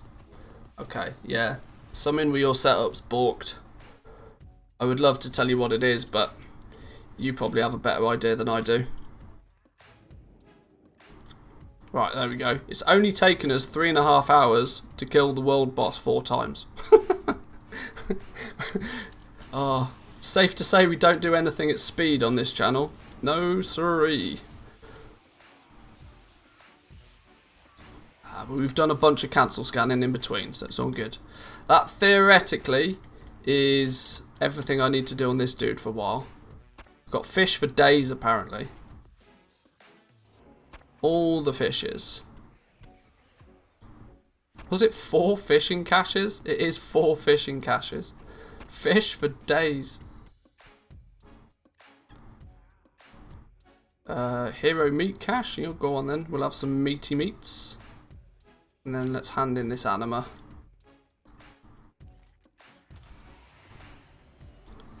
In she goes. Now let's go park ourselves over where it matters at the mission table. Alright, cancel scans, let's go. Cancel scans. Just saw a Venthyr Druid. What? Huh? Venthyr Druid? Boomkins want to be Venthyr for some reason, don't they? There's a change of trend for Boomkins. Venthyr might be the new meta. Ah, yeah, there we go, you see. I knew there was something... There was a weird smell in the air. It smelt like blood. Apparently Boomkins are not happy being fairy chickens anymore. Venthyr's going to be Biss most likely. Aren't people isn't changing your covenant on a whim like really dangerous? Because if you are an absolute meta slave, then you're going to be 7 levels of pissed when Blizzard hotfix it and you have to go back to Night Fae. Surely. This is what's always worried me about the Covenants. And the whole pull the ripcord shit from the start of the expansion still stands true today. Like, genuinely, just let people switch Covenant if they really want to. Night Fame mission table, yeah, that's true. That's true. Forget that 1% performance increase. Night Fame mission table, yes please. Soon there's going to be a thunderstorm in the Helsinki area. Oh, good. Good, because it's way too damn hot. Let me see, let me see. I could do with a thunderstorm. I mean, it's 32 degrees outside, and it's 34 degrees inside. Yeah.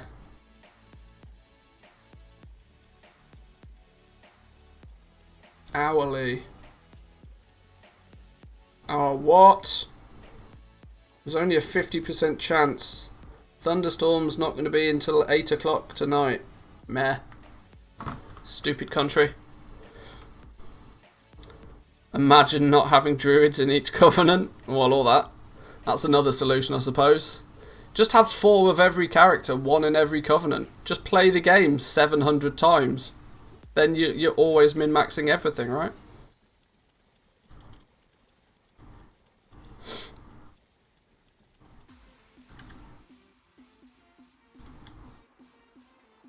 Whoa, somebody decided they wanted to buy some of my 87 gear. Is that maybe because I posted it all super cheap? Yes. I still made a profit on it though, so joke's on them.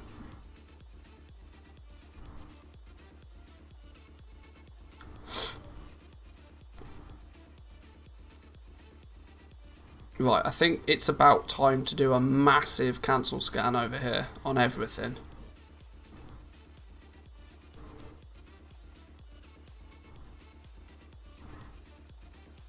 I've switched event there on my main rogue like 2 days ago. As long as you prep your quest to go back to your previous covenant, it's almost no effort. Oh, fair enough.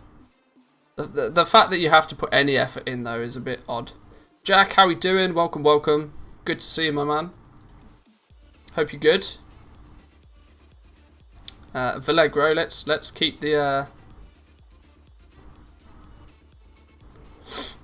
let's keep the shooting to a minimum.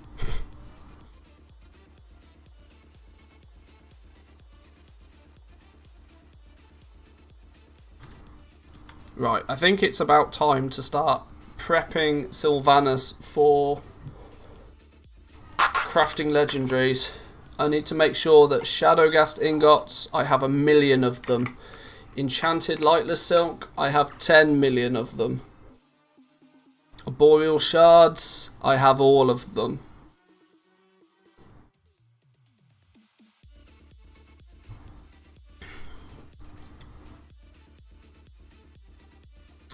Yo, who's got the ret weapon as an emote? Ah, Nobble, of course. Of course. Oh shit, he pulled the Ashbringer. Means business. Means business.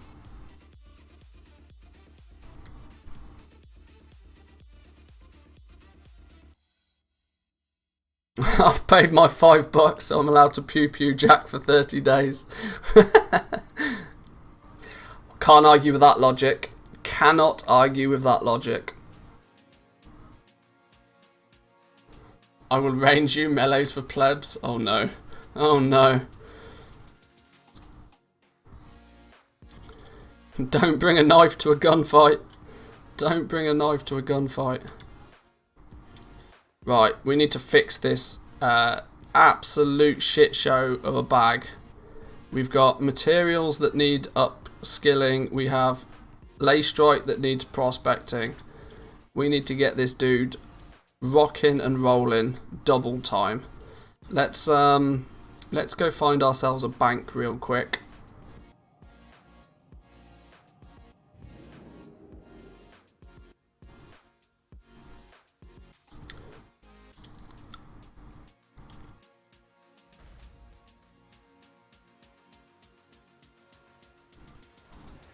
Right then.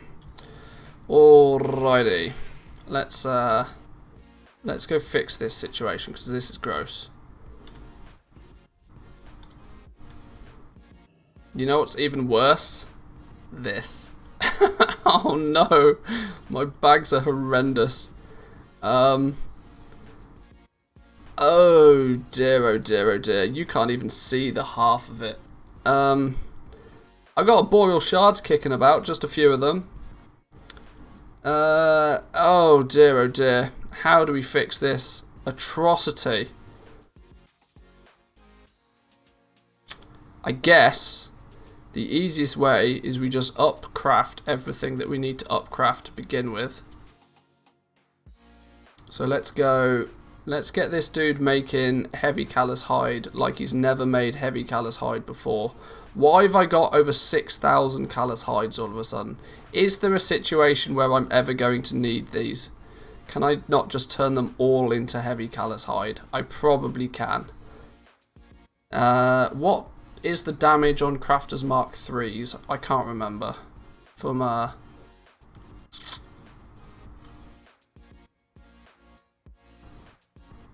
heavy callous hide, pallid bones, penumbra threads, heavy desolate leather. So it's just heavy shit we need. Yeah, easy game then. We're going to upscale the crap out of everything. If I need to buy 15 to make a Vestige of Origins, whatever. Okay, so create all, go. 600 heavy callous hide incoming. Let's do this one at a time. One at a time.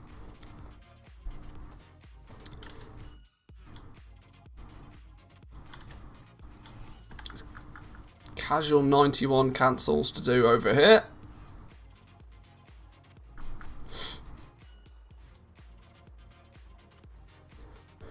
How far have people got on their priority list of goal making though? Are you boys up to speed for the most part? Are you feeling comfortable with, you know, having less than a week left? I'm still shitting a brick a little bit, I'm not gonna lie. Where's my magical sheet that tells me all the good stuff? What did I call it? And where did I put it? Where did I put it?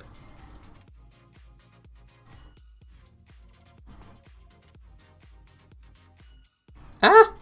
What's going on? That's not the right. Where's it gone? Did I not? What? Hang on. Hang on. Did I not put the priority list thing in a cheat sheet? I didn't, did I? It's just a notepad. I never put the priority list in a cheat sheet. Haha. Did I not? God, I'm losing my mind. Actually losing my mind. Where's 9.1 prep.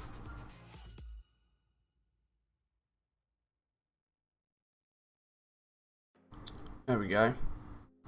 So how far have people managed to get on this then? I'm getting dizzy from spreadsheets. Yeah, me too. I'm of the opinion that the spreadsheet is almost growing too big now. What I really want to do, and I don't know how easy this is to do, is to basically make the spreadsheet into a website. Because then, you know, everybody just has it and it automatically updates and I can do funky stuff with it.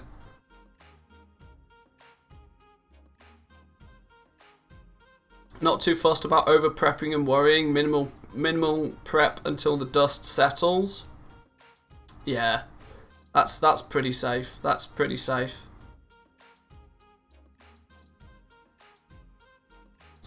Blogger is free. Yeah, but it's also shit. I have a web hosting account and I can just buy a domain. It's not a problem.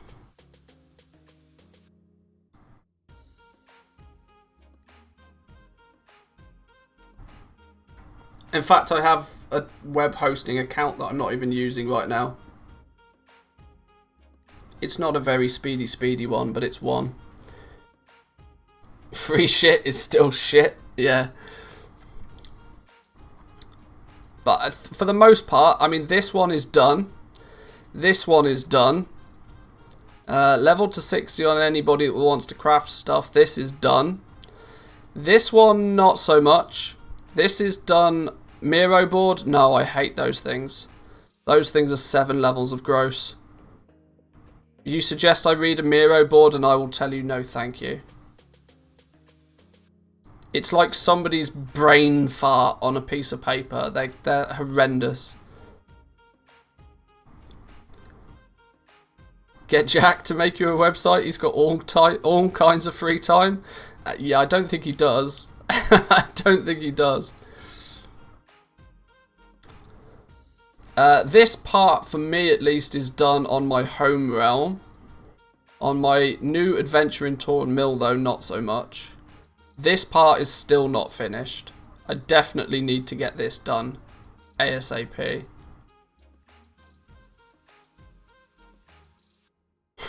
No kill, no goals and bot.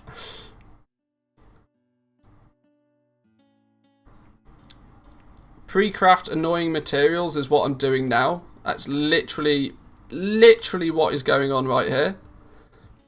Pre-crafting materials. So we're doing that one. That's on the go. Stocking up on Stygia. Nah, just not going to bother. Level any remaining professions. I still think that I need... This is going to make some people giggle, right? I still don't have Shadowlands cooking. At all. On any character, on any realm, ever. I've still not leveled cooking in Shadowlands.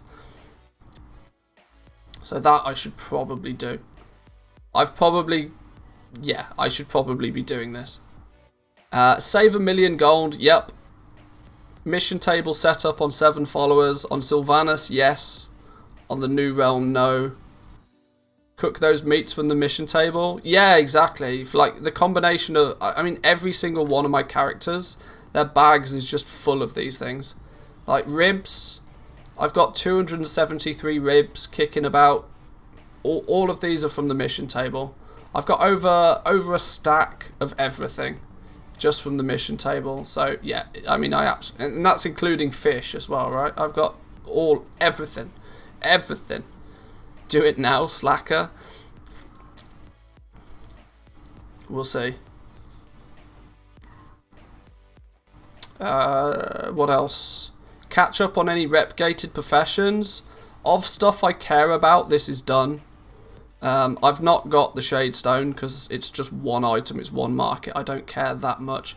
This, though, is a bit of a boo-boo for me. This needs fixing. I'm still only revered, which is horrendous. It's borderline embarrassing. Stockpile materials, check. Cash out spare valor, check. Clean bags, hell no. So I'm about 90% done on my home realm, which is, I'm happy, so. Level cooking, mega good stream content. Because everybody wants to know how to level cooking.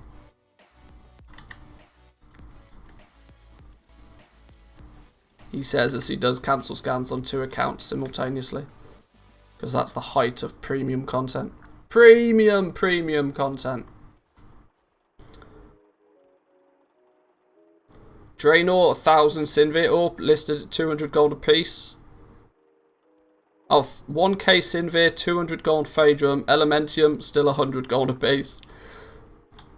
Prices are mental. Ludicrous.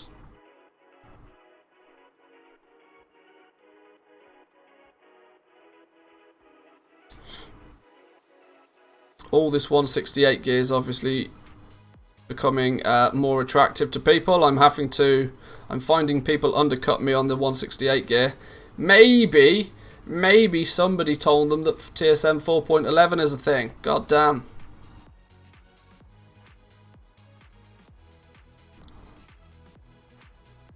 Oh, Jack, good interview with Sapu, by the way, if you're still listening. And you were way too soft on the fella. Shocking performance. You know, I expected you to go so hard he wouldn't be able to sit down for a week. But you know, That's just me.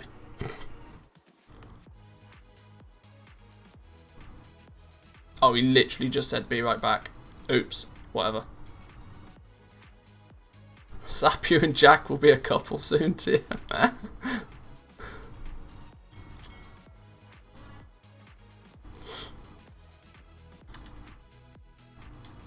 No, that realm. Cancelling to repost at reset price? Why is all of this happening all of a sudden? What's changed? Oh, it's because I'm faffing around with leatherworking. It's changing all of my smart average prices.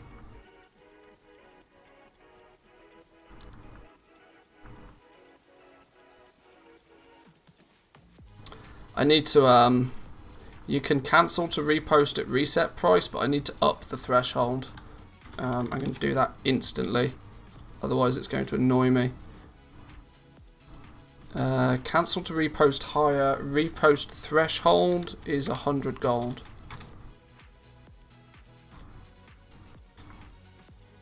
I'll do this now, but I don't want this happening every time I convert a piece of callous hide into heavy callous hide.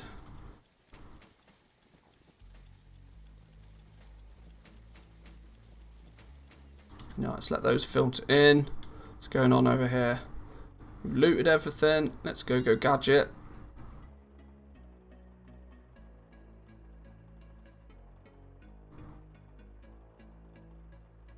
Oh, one thing I've just thought of is anybody taking a look on the PTR yet today?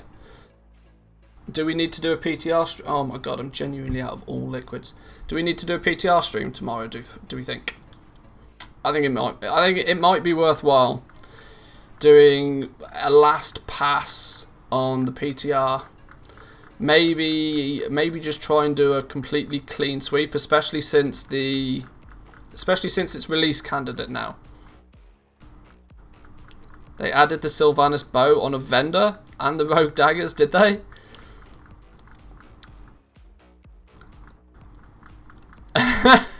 You want a cooking stream?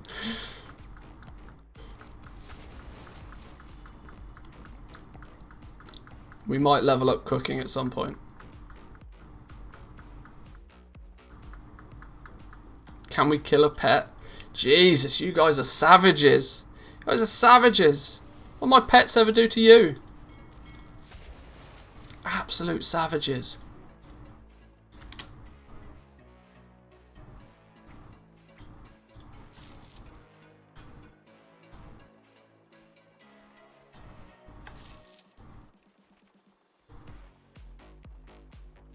At some point, that point was 8 months ago. Look.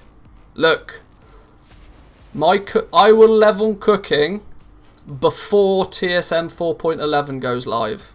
That's my promise to you. That's my promise to you.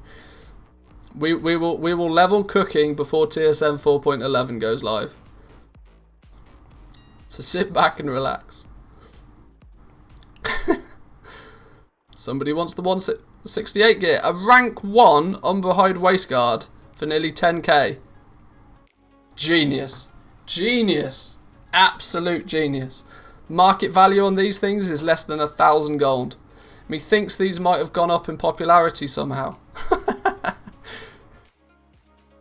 So you'll level cooking aimed at a 10.0 release.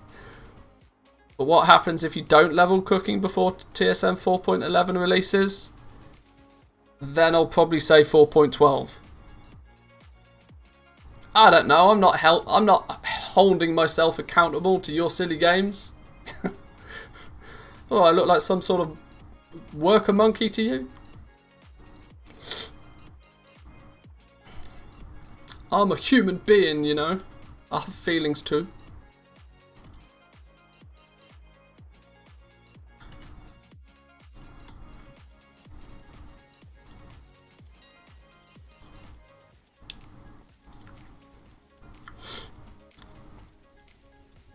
Legendaries is a bit crazy right now. Sold a rank 4 ring for 70k, then a cloth robe, mitten and pants for 25k each. Hey there, Mr. Streamer, I fixed it. What's this? Jack the Softy. Oh, Oh, my message to Jack, I see. Yeah. Yeah.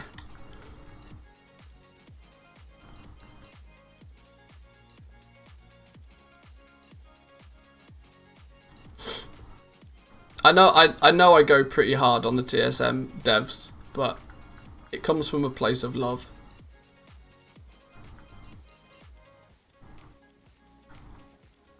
I just wish they played the game more. You know, if the TSM devs actually played World of Warcraft, it would probably have been updated in 2 months instead of 8 months. Because it doesn't surprise me, if you don't even play the game, it's relatively difficult to, you know, find the time and or the passion to, you know, put an add-on together. Especially what is, I would imagine, a very complex add-on to code.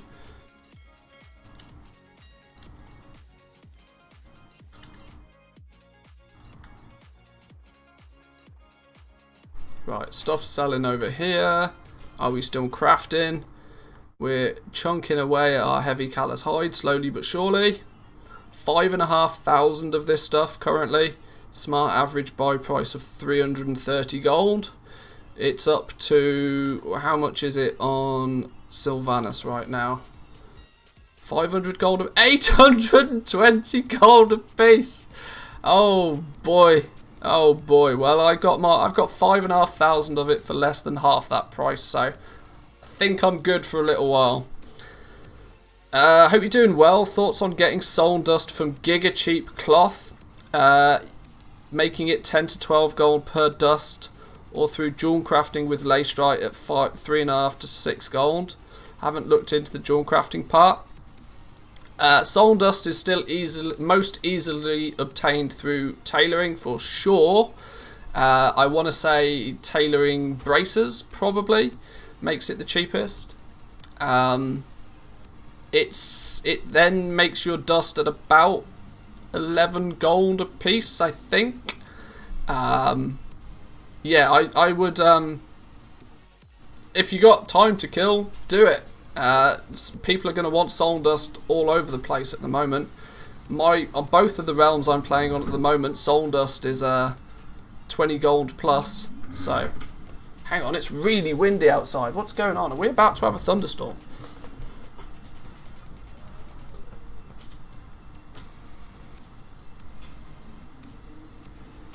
Oh shit, the heavens are about to open. The heavens are about to open. The world is about to explode. Find the cheat sheet tells me that leatherworking braces are a better deal than tailoring braces. They may be. They may be. Please hold.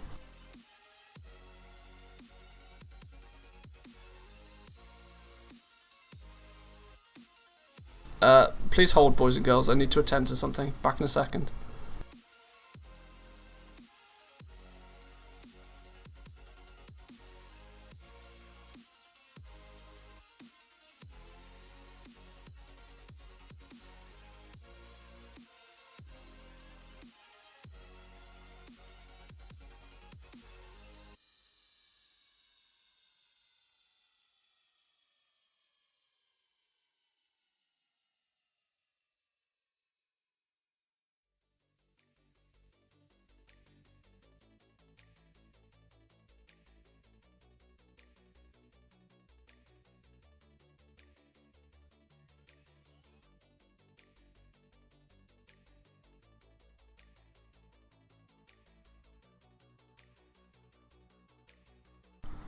Alrighty, boys and girls, I am back, but we've been streaming nearly 4 hours today anyway, so I think we're good. I'm going to call the stream here today for one very simple reason. We're about to have a monumentally huge thunderstorm, and I don't want my computer to die, nor do I want the stream to accidentally switch off as and when. Yeah, the sunroof is open, yeah. So I think I'm going to call the stream there today. The support, once again, let me just say, has been absolutely incredible today. We've had loads of gifted subs all over the place, bits flying in from all angles. I highly support the appreciate the support. Thank you, thank you. Tomorrow we'll be streaming again, same time, same place. So if you enjoy this kind of content, if you're new around here, the view numbers have been a little bit higher than normal, so I imagine there's lots of people lurking that are maybe sort of relatively new to the stream. Remember to hit the follow button. Don't be scared to say hi. We're a friendly bunch of people.